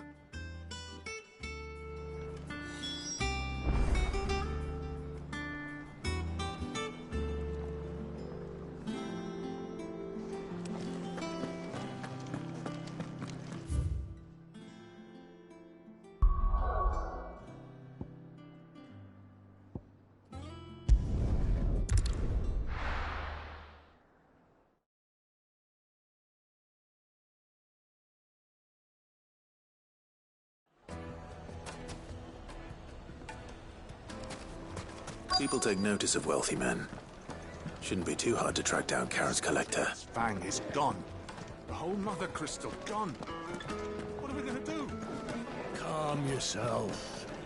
We don't know for sure. It could have just been a tremor.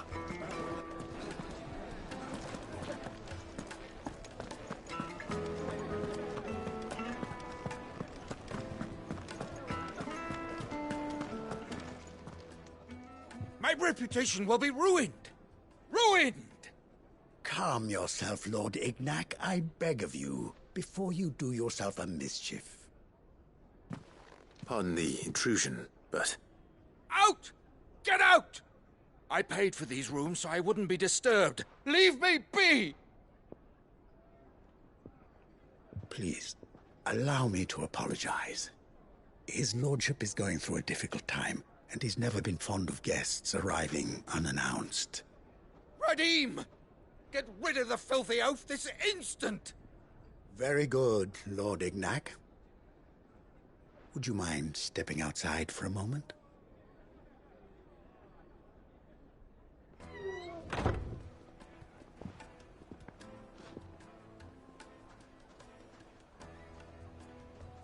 I'm sorry if I've caused you any trouble. That? Oh, no. That's just how his lordship is. Though the morning's events have left him somewhat fractious. He has been dispossessed of his luggage, you see. The thieves also made away with a considerable amount of coin. Coin the innkeeper will soon be keen to collect. I don't suppose a certain blade was among the stolen items. A single-edged sword. It was purchased from a merchant friend of mine. Ah, you know Lady Karen. Yes, I'm afraid it was. Then I'll retrieve Lord Ignac's luggage. But I have one condition. You have but to state it. You are welcome to anything that is within my power to grant. I want an audience with Lord Ignac. A few minutes should be enough. Then I'll be on my way. A condition I would be a fool to refuse. Of course, you shall have your audience.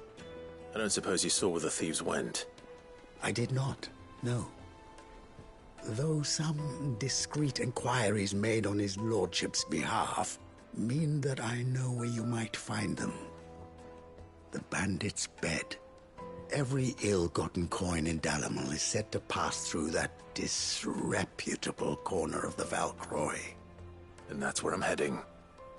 I shall speak to Lord Ignac in your absence, and arrange for an audience upon your triumphant return. That will be very kind of you. Farewell, and best of luck.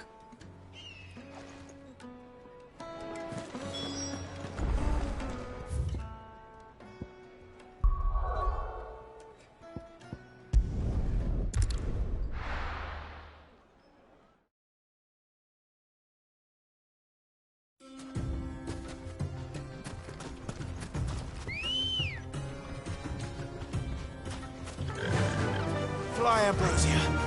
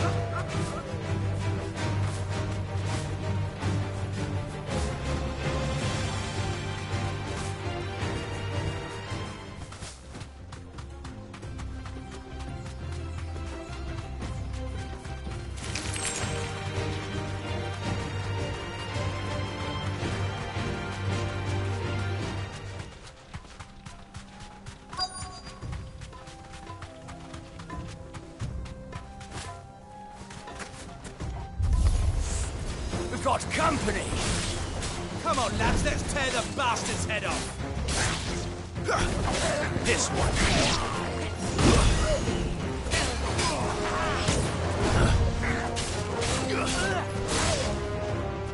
All yours, Foreman!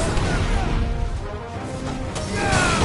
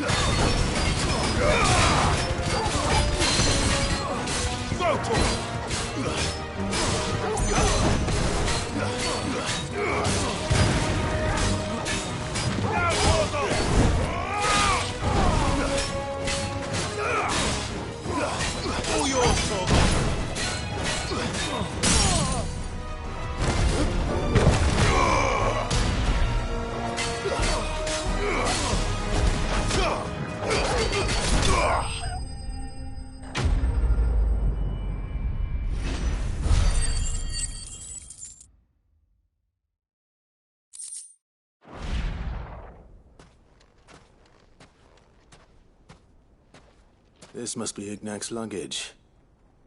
Nothing seems to be damaged. All right. Let's get it back to Dalamil.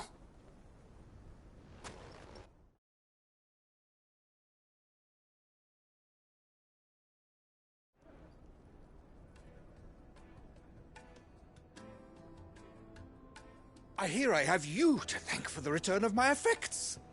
What shall I call you, my good man? Wyvern. Glad to make your acquaintance. A formidable name indeed. Well, Wyvern, I appear to be in your debt. Redeem here tells me you wished for an audience. Is that all?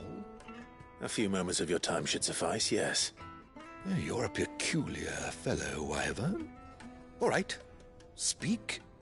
Master Wyvern was wondering if you could tell him about a certain single-edged sword you recently acquired. Oh, a true work of art, that one. Karen drove me hard on the price, but I would have sold her Radim here to get my hands on that sword. It was made in the Outer Isles, far beyond the Twins, and is used exclusively by the practitioners of a unique school of swordsmanship. They believe no combat should ever exceed a single strike, and hone their blades to such perfection that none ever does. Each sword is made for that one perfect stroke, and for that stroke only. They crack upon a second blow. There's a brutal sort of beauty to it, really. But how do they hone such an edge? Fine question. Why, they use a whetstone, of course. Whetstones, rather. A whole array of them, ranging from the coarse to the fine. 10,000 licks with the sharpening stone, then 10,000 more. But it is the final stone which lends the blade its legendary sharpness. A mineral quite foreign to this great realm of ours. And that is the key. The secret ingredient. Wyvern, it occurs to me that my little lecture is hardly equal to services rendered. Take this, together with my regards. The very stone of which I spoke, far rarer among collectors than even the blade itself, and a far more fitting payment. Thank you. Pardon the intrusion, my lordship. However, it is long past time we prepared ourselves to depart. So it is. I am locked in bitter competition with a rival collector of curiosities. I am one step ahead of the unscrupulous scoundrel, but he is hard at my heels. And there are many other collectors out there. Too many to count, but only one do I consider my nemesis. Lord Byron Rosfield. And is a perennial thorn in my side. I can imagine. Farewell, Wyvern. May our paths cross again. Radim, we mustn't dawdle.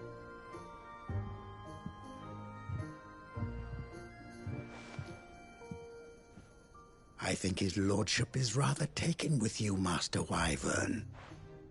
Thank you again for your assistance. Coming, my lordship. I'll be right there.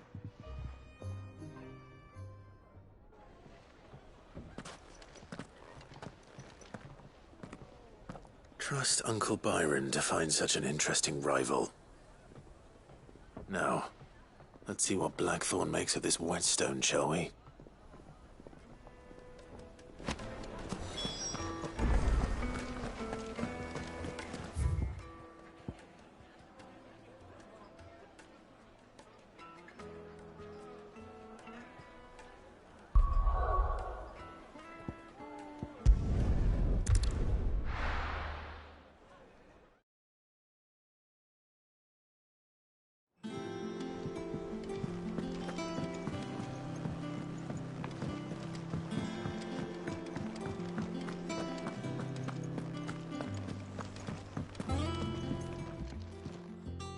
Sorry for the wait, but hopefully you'll agree it was worth it.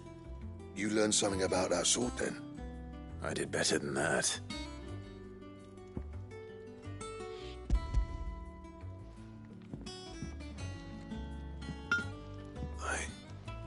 whetstone? Yes. But not one you'll find anywhere in Valisthea.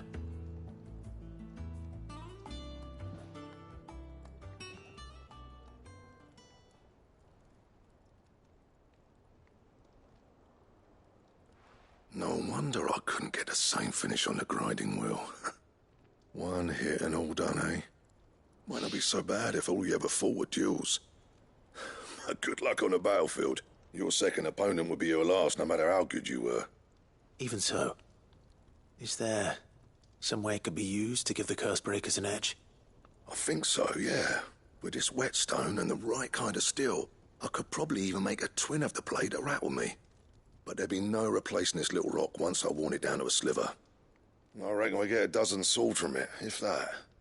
Swords that the Curse Breakers wouldn't know how to wield properly, and that would see them through a single fire piece.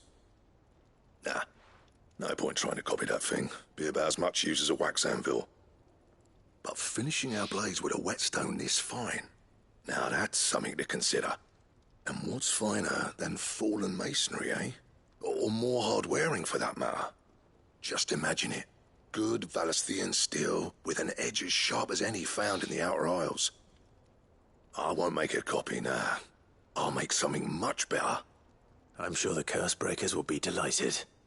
Just don't push yourself too hard. Don't you worry about me, sunshine. I've been working day and night since I was half your age, and I'll still be here when you're long gone. Hey, thanks, Clive. I mean it. I owe you one, August too. It's good to know someone's looking out for me. He'll be happy to hear you said that. And I'll see that my debt to you's paid. First new blade I make's got your name on it. You come and find me when you've got the materials. All right. I will.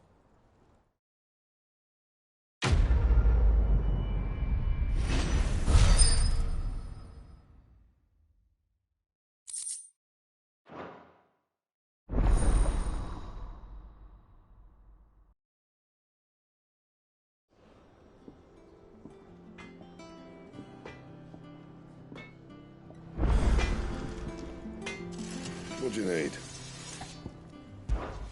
Not saying Fordian, do you?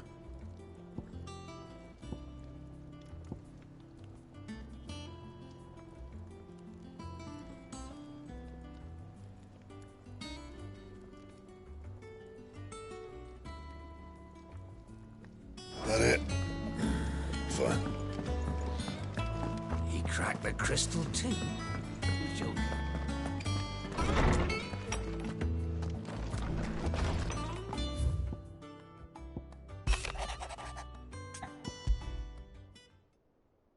What could be wrong with Torgor? He seemed well enough when I last saw him.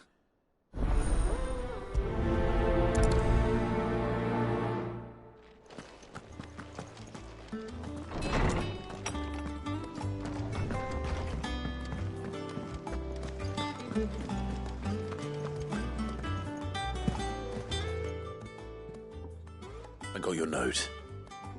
You think something's wrong with Torgor? So you can read. Congratulations. But I didn't say I were wrong with him. I said something weren't right.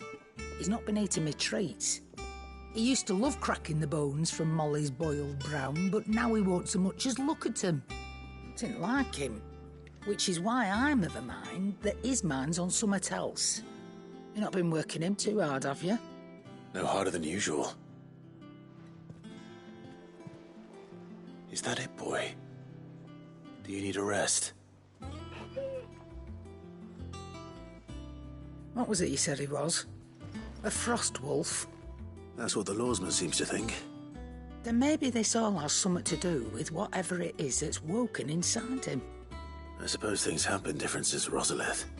Perhaps Hippocrates knows something. Instead of everything, you mean? Perhaps.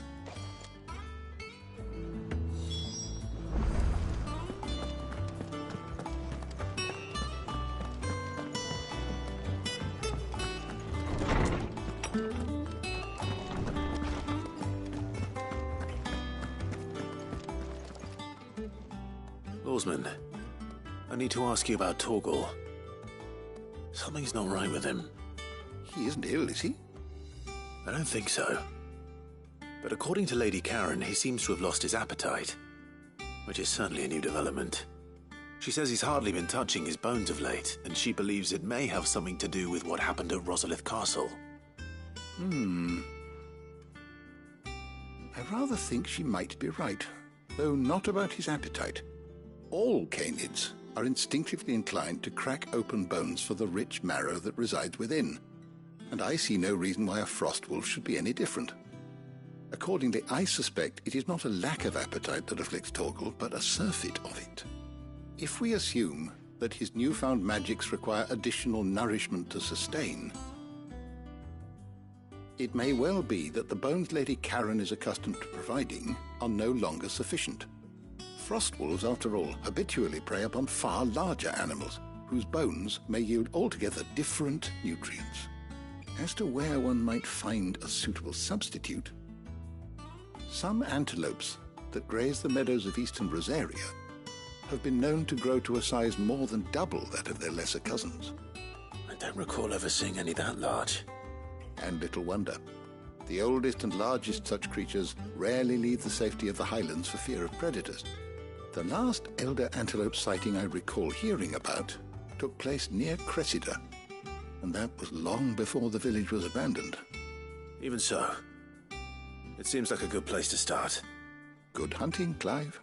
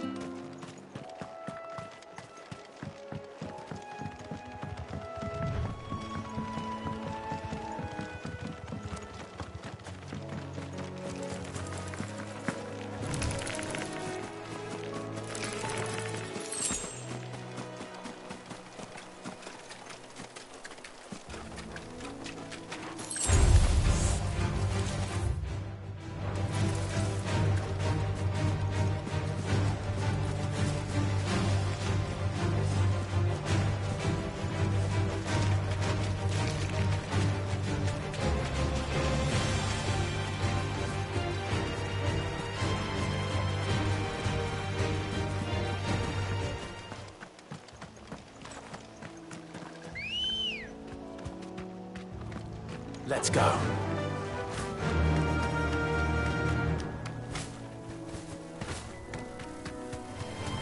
Time to fight.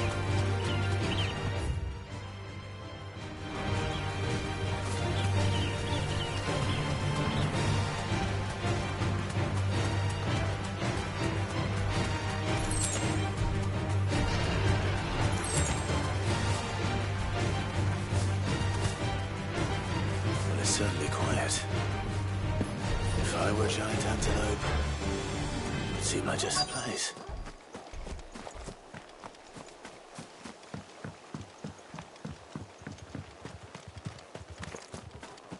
I doubt we'll find one bigger than that. You hungry, Torgal?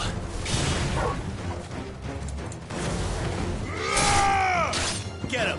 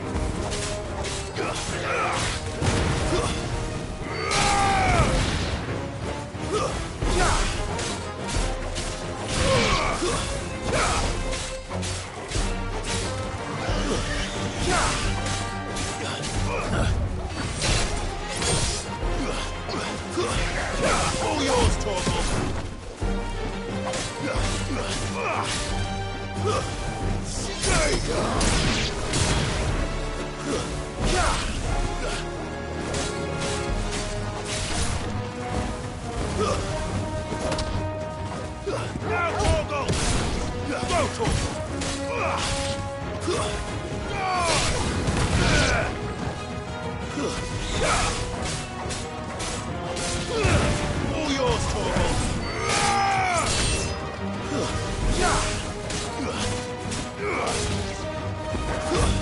Stay down!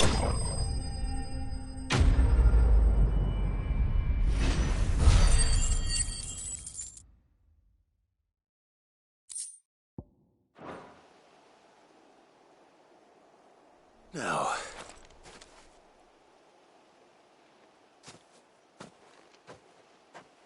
will it be enough, I wonder?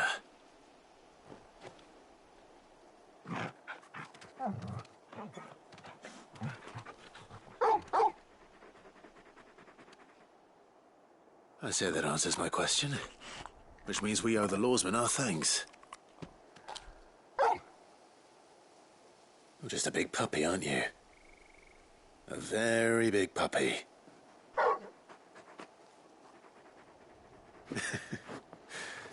You do know you can take that with you, Torgal. Lady Karen will be relieved to hear you've got your appetite back. Come on, boy.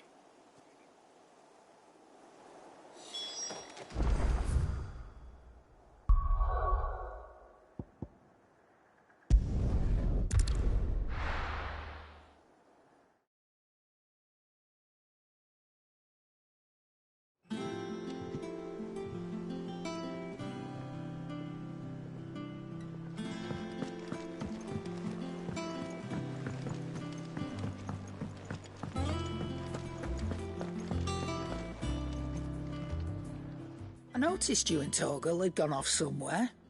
Take him for a walk, did you? You could say that.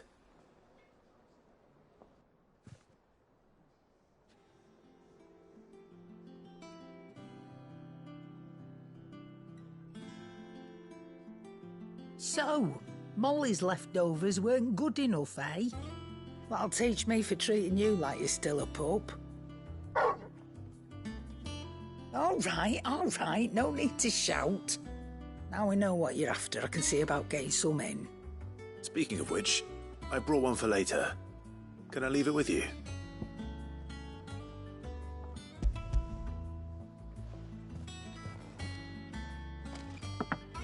You can, aye. I'm nice like that. In return, you can thank Tomes for me. The bloody know-it-all. I was just on my way to see him.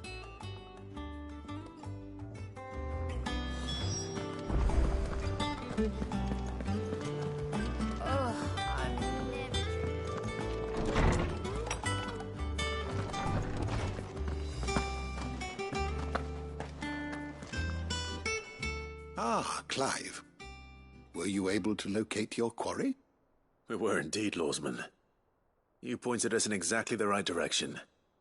And Torgal's been a very happy hound ever since. Very good, very good. Lady Karen sends her thanks, by the way, for your part in solving the mystery. Ah. But that reminds me. After your last visit, I found myself pondering Torgal's talents. Do you recall our conversation concerning Lady Jill's role in Torgal's transformation? About how she somehow woke the power within him. Precisely that. A reasonable conclusion, I thought, but one which raised certain questions in my mind. You see, the Fenrir of legend served Shiva and Shiva alone, and while the powers attributed to him are certainly impressive, the records imply they are somewhat different in nature to those you described Torgal as having used. What are you suggesting? That Torgal may be the beneficiary of more than one icon's power. Consider that in addition to Lady Jill, he has served as a loyal companion to you, your brother, and even the late Cid. In short, the icons hitherto near at hand, or should I say at paw, have been diverse and plenty, and that number has only grown as the realm's dominance have fallen to your sword. One can but speculate as to how all of this has affected Torgal. He has seemed more fierce of late. And if I am not mistaken, he will grow fiercer still. We are fortunate indeed to be able to count him amongst our allies and not our adversaries. Oh, he's more than an ally. He's a friend.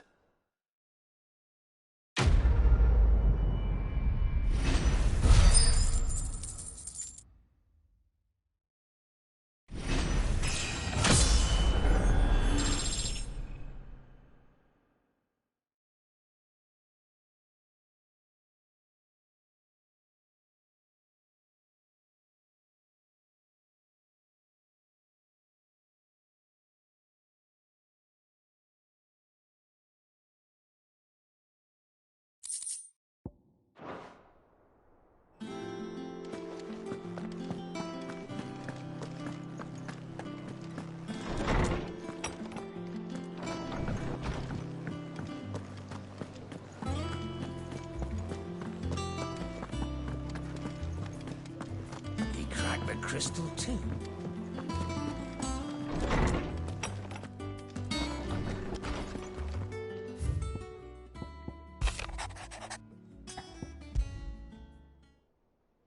Trouble with the ledgers.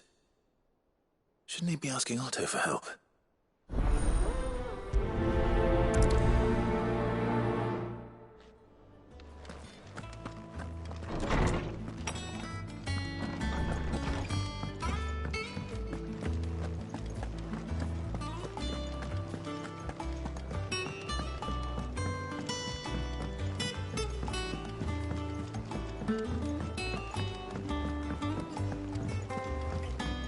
Mid told me she was building a ship.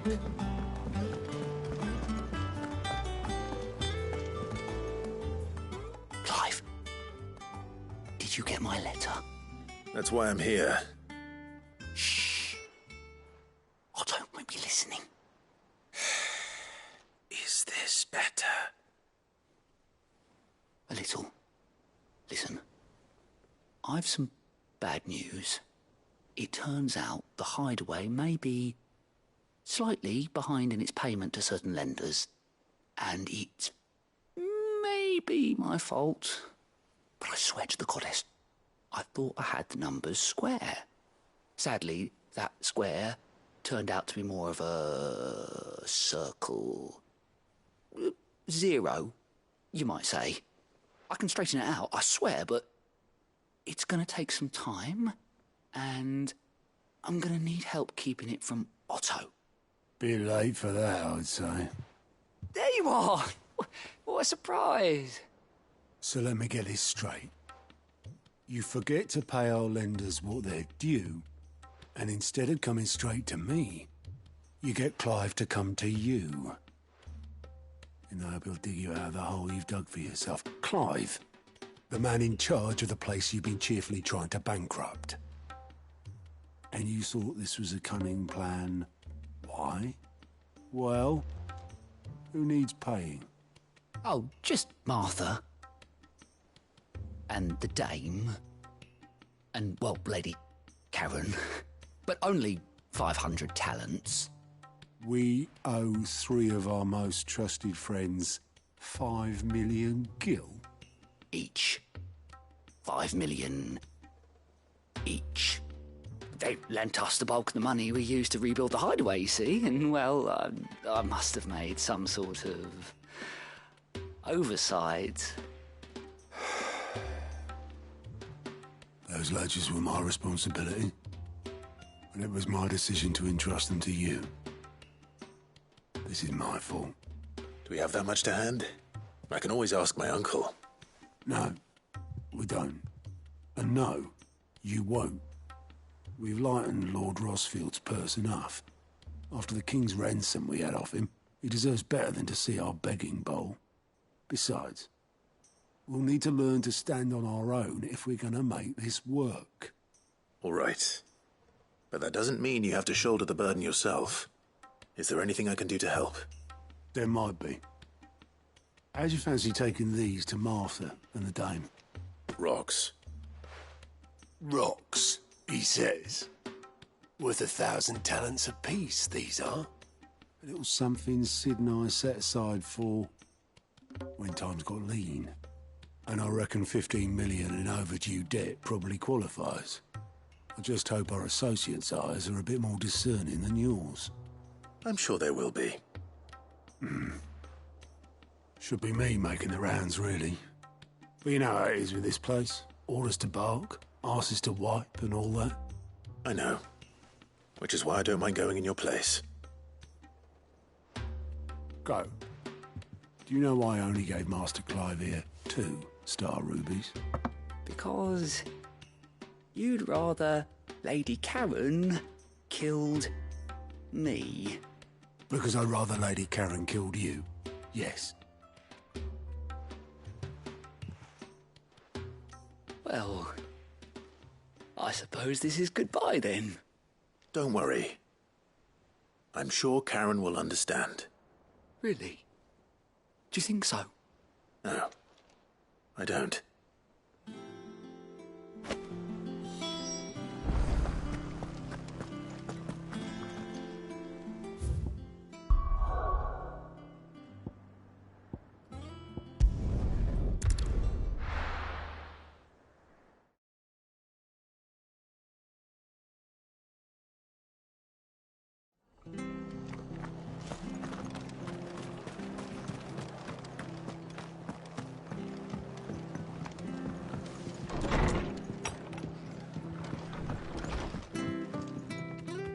Clive, we weren't expecting you.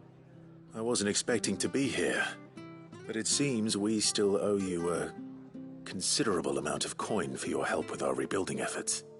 And though I doubt it's what you were expecting, we were hoping you'd take this as payment.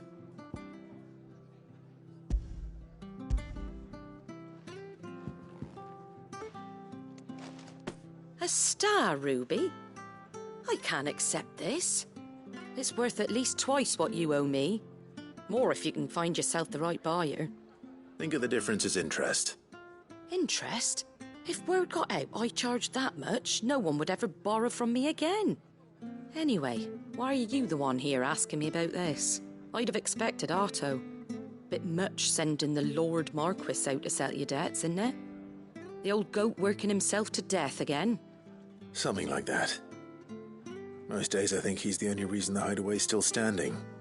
Same as always, eh? Back when the place was nothing but a twinkle in the eye of a recently retired Lord Commander, word is he was the first one Sid reached out to. Probably knew that without his strong arm and level head, the idea would never get off the ground. Sid may have been the face of the hideaway, but Otto's always been the backbone.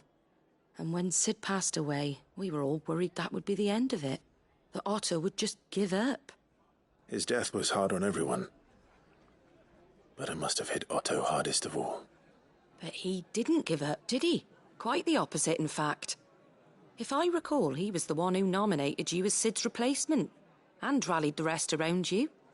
I reckon what he saw in Sid, he saw in you too. And don't we all?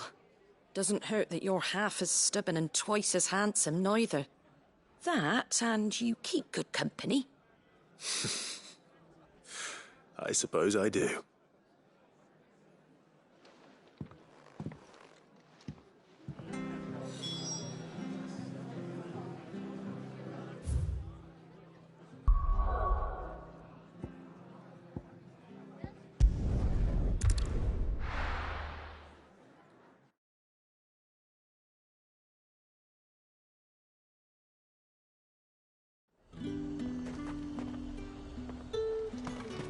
There's talk that the glass gate flood.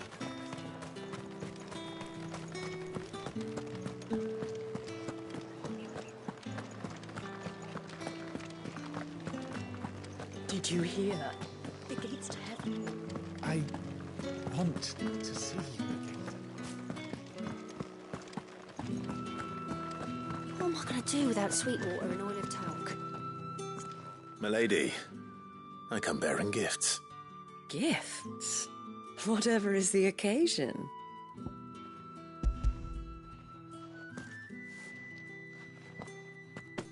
Oh my.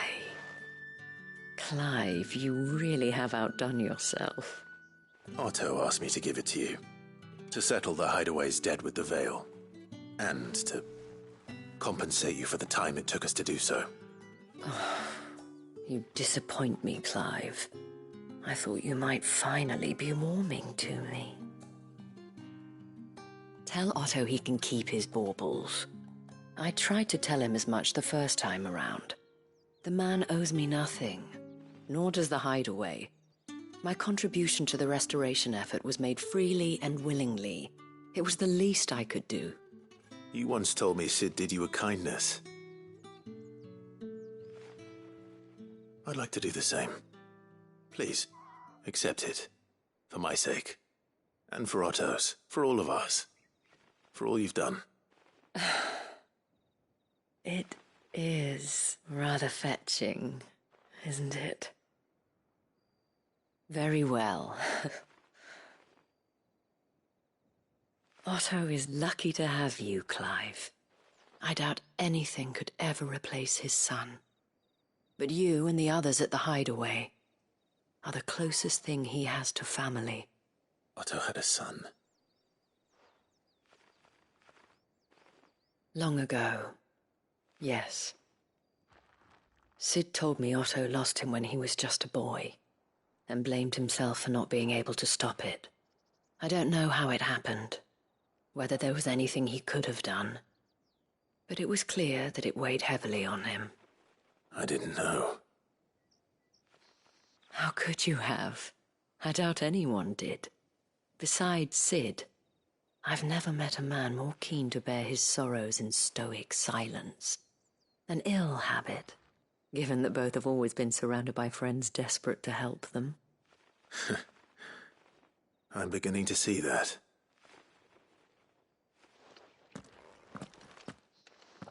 Gob will want to know the stones were delivered. If he's still with us.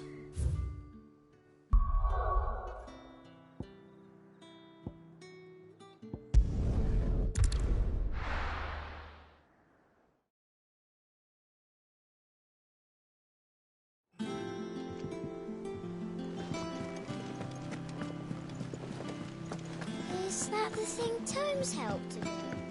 Mid told me she was building a ship.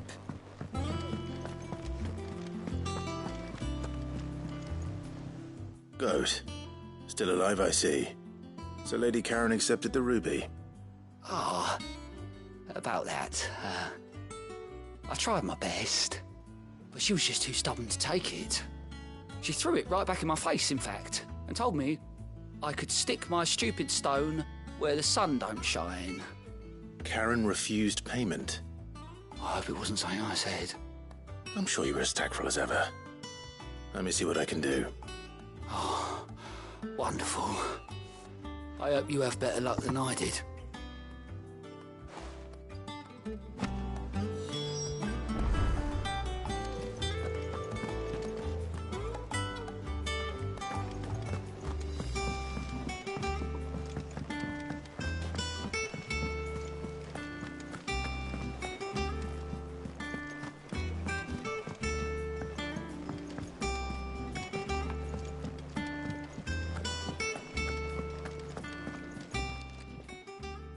Lady Karen, Goad tells me you weren't happy with our offer. Would you prefer the debt was repaid in coin? What debt? I don't recall lending any of you lot me hard-earned gil. I may have tossed a talent or two in the Hideaway's coffers, but those were donations, and you can hardly call it charity if you go asking for it back. Of course not. But one good turn deserves another. And our circumstances have changed. Surely you wouldn't shun the gratitude of a pauper who happened to have become a prince. Oh, so you're a prince now, are you? Fine. But I'm selling it and taking what I'm owed, then you're getting the rest whether you like it or not.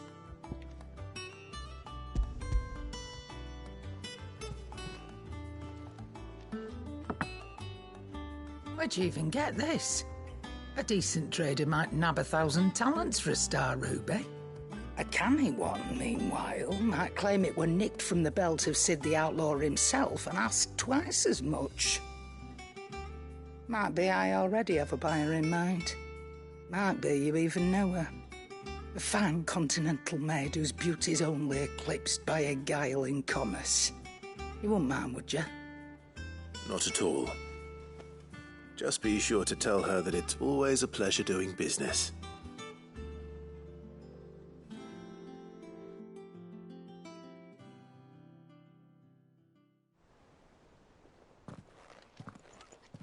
I hear you ended up delivering all 3 stones. Thanks to this lump. I sometimes wonder what I pay you for. Speaking of which, I still haven't been paid last month's wages. Oh, so you remember what's owed to you, then? Get your ass behind that disc of yours and don't get up before those ledgers are square. Right away.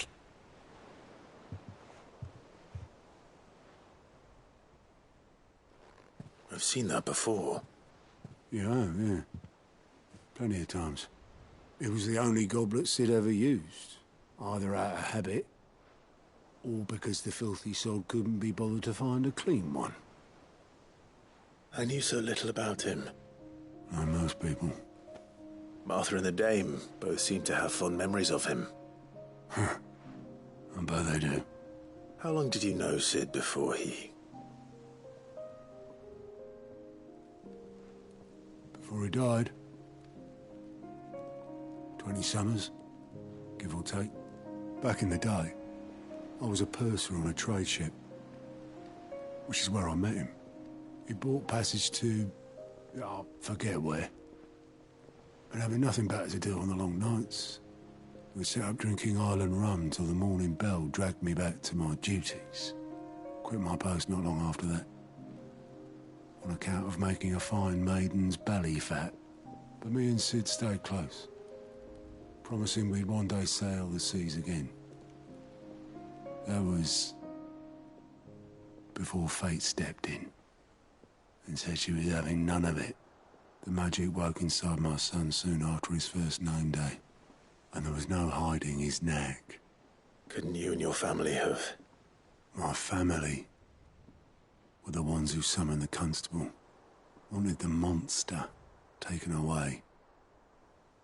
I couldn't turn my back on him, forget what I felt, and I couldn't for the life of me understand how they could. Luckily, Sid was of the same mind as me. It was him who stood beside me when all I wanted was to tear the whole world down. Him who cried for me when I had no tears left of my own. Him who swore he'd do everything he could to stop it from happening again. And he was true to his word, too. Left the Royal Army once and for all. His ranks, his ribbons, gone. Just like that. Threw away everything he had. All to right a wrong that no one else had the courage to face.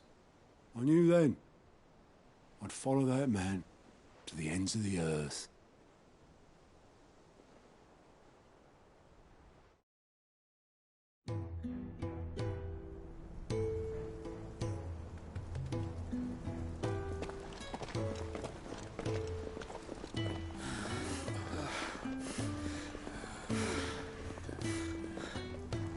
He was always too clever for his own good, was Sid. Saw the world for what it really was, while the rest of us were content to go along with the lie we were shown. And it can't have been easy, bearing that burden alone.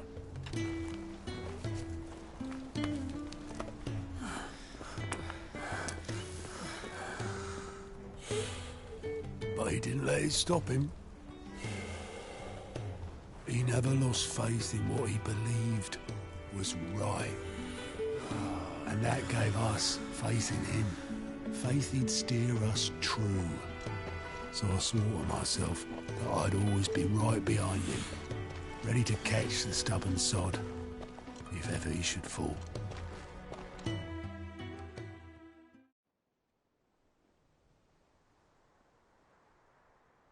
But I couldn't even do that.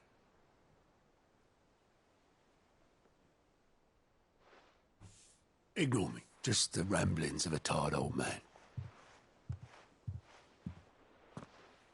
Leave that lot. I'll tidy it up in a bit.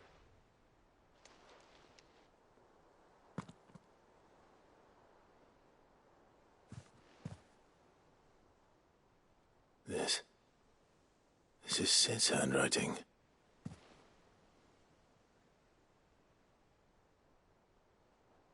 Dear Otto. I may be drunk, but I wanted you to know this place would be fucked without you. Love you, you grumpy old sod.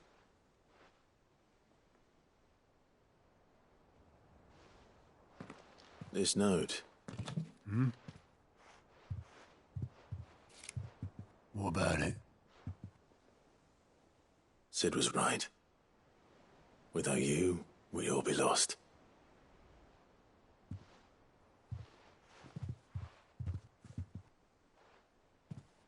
He should have bloody well said so then.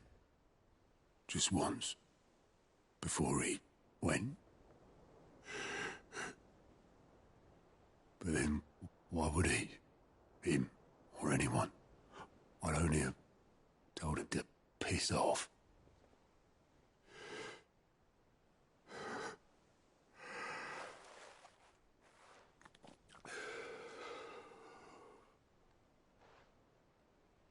You're wrong, though. Both of you. It was never just me keeping the hideaway afloat. It was all of us. I just shoved people in the right direction. I barely seem to be able to do that anymore.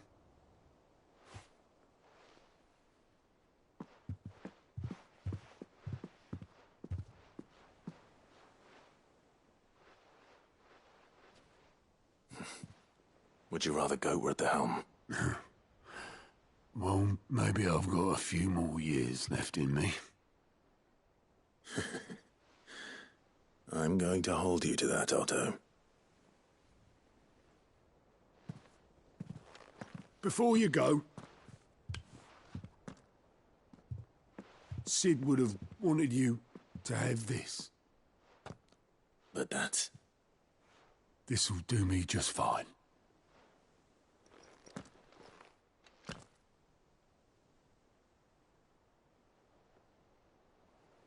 Thanks for the ray of sunshine. I'll see if I can't pay you back. Already have.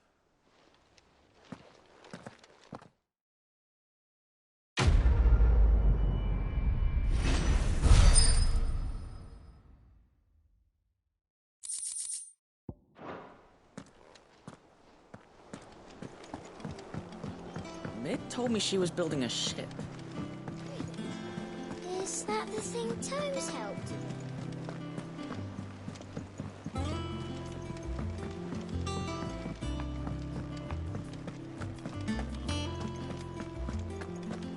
He cracked the crystal too?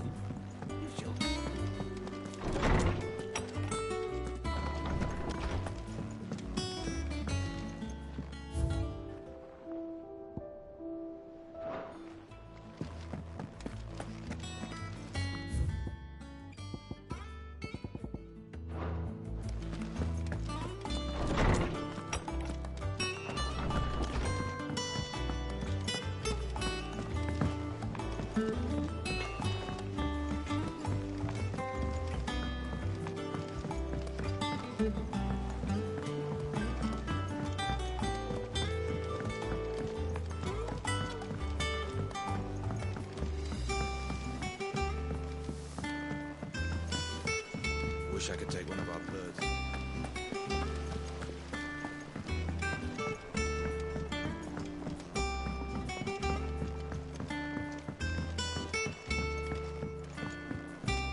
Well. Here, Sid. Reckon you might be just the man to help me out of a bit of bother, if you've a mind to. Let's hear it. Well, it's about this alembic the chief's got me making. Lovely bit of kit it is. Bung in a solution you want splitting, and it'll separate it out, just like that. Problem is, it won't always get rid of all the impurities. And with some of the stuff we need it for, that ain't good enough. Which is why I've been looking for something to filter the liquid we'll be cooking off. And that's where I was hoping you could help me out.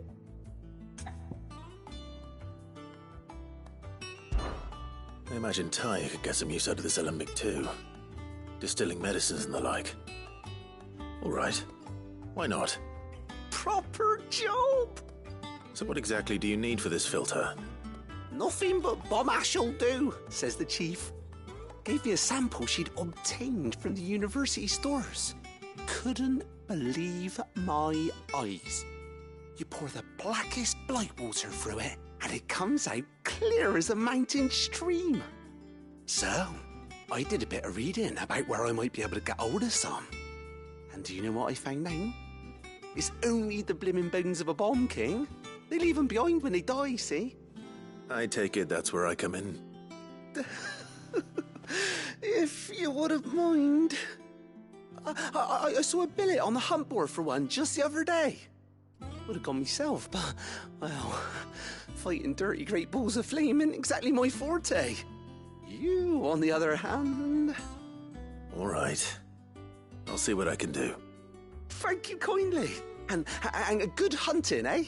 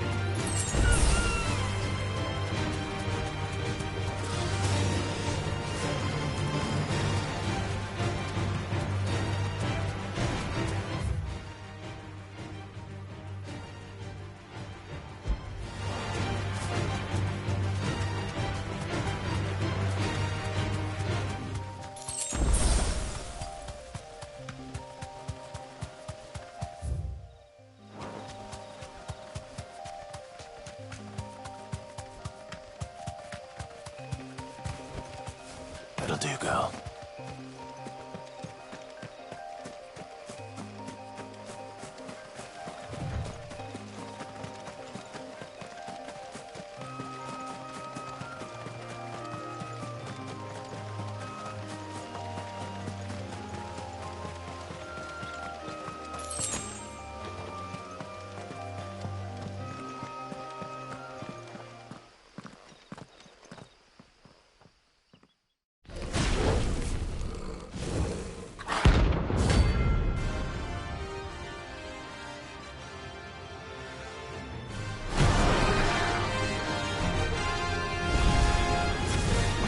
Here. Greetings, Your Majesty.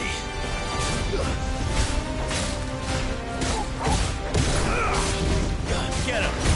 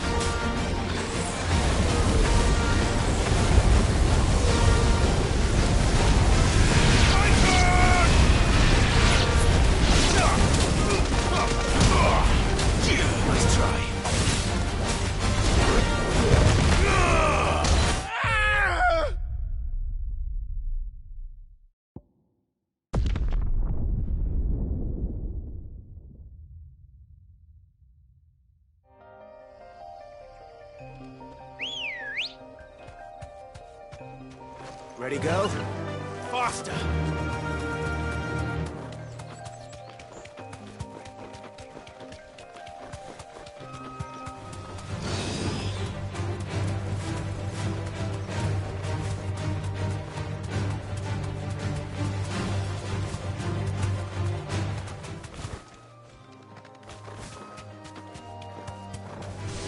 Time to fight.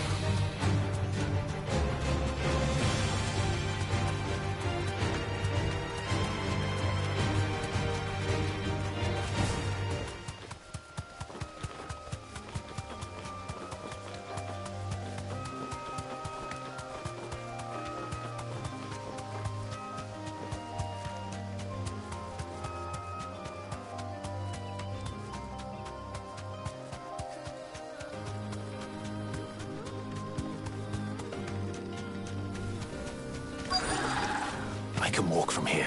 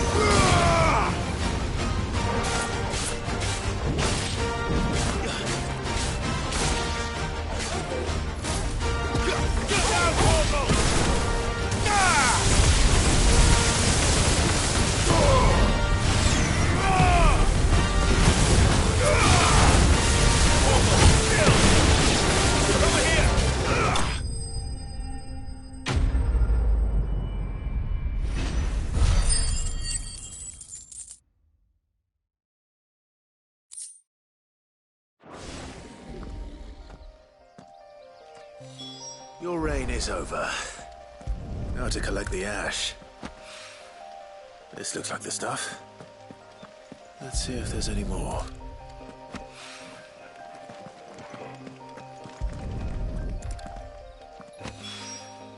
That should do it. If a wine needs more than this.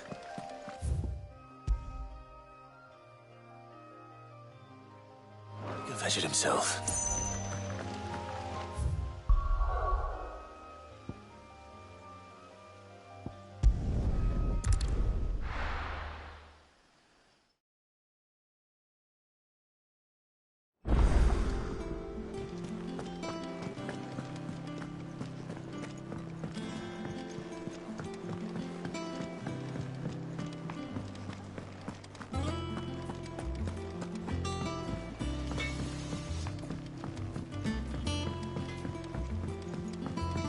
I went up to give some greens to the chocobo.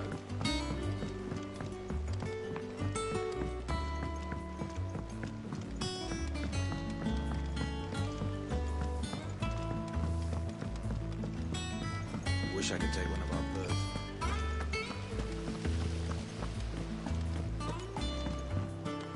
Think Mid might need some help.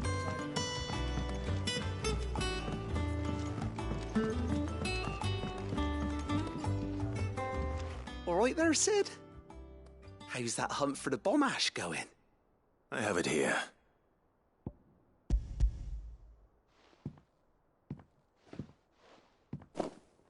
That's the stuff. And plenty of it, too. Enough to keep the Alembic bubbling away for a good old while. You're a gent, Sid. Let nothing say otherwise. Right then, let's get this contraption up and running.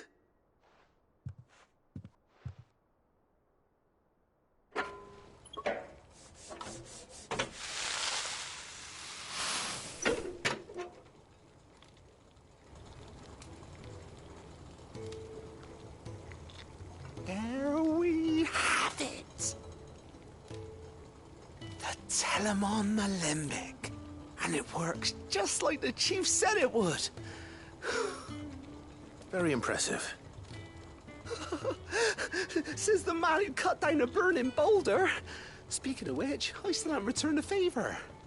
There's no need. The good it will do for the hideaway is reward enough. Don't be silly. Why don't you let me take a look at that bag of yours? The one you keep your potions in. Reckon I could work some magic on that. What kind of magic? Well, we happen to have isolated a substance in our test run of the Alembic that I reckon will make even the toughest leather supple as anything. Thought we might use it to breathe new life into old boots and the like. Save the hideaway a few gil. Ah, I reckon if we slap a bit on your bag, it'll loosen it up enough for you to squeeze in a bottle or two more. Well, it can't hurt to try, I suppose. That's the spirit. Leave it with me. I'll only be a mo.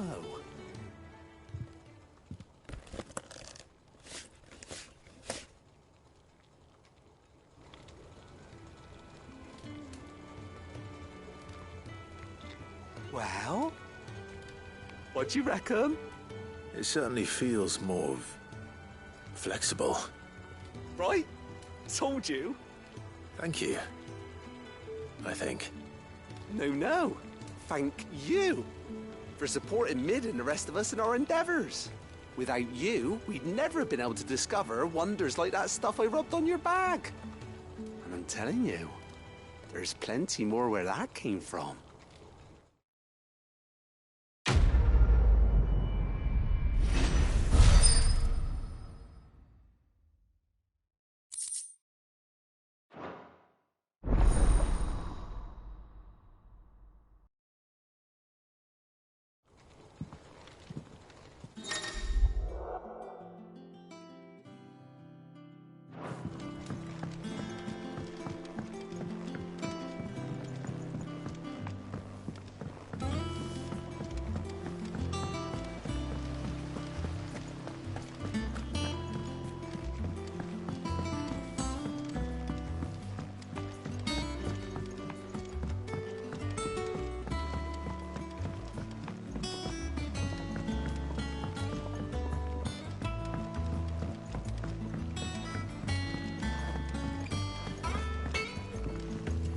What do you need? What do you want? Should last you a good while.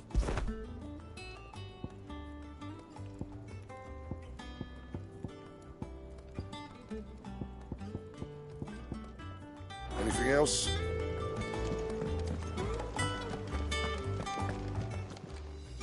Is it business or pleasure?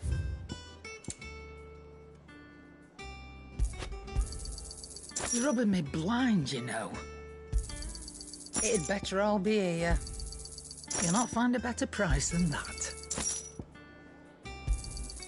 You're rubbing me blind, you know. You'll not find a better price than that. Is that all? He cracked the crystal.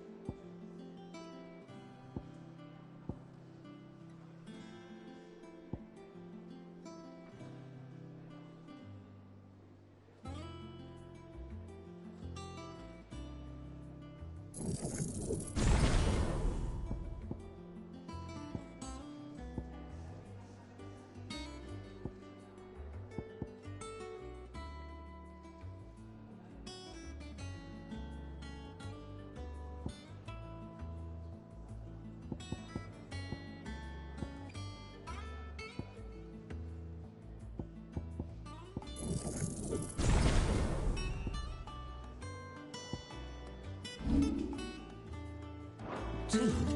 You're joking.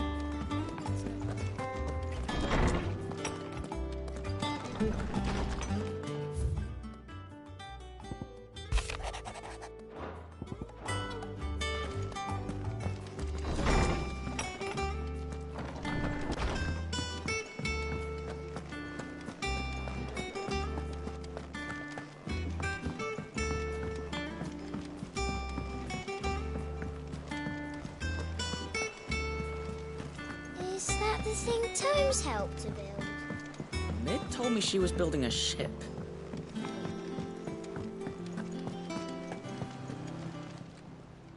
Fancy a look at the list, do you? Hope you're a stranger, eh?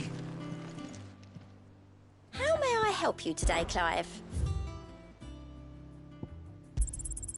Here you are. All yours.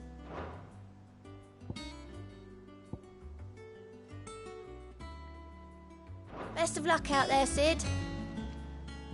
Clive! Quick look. Think you can help?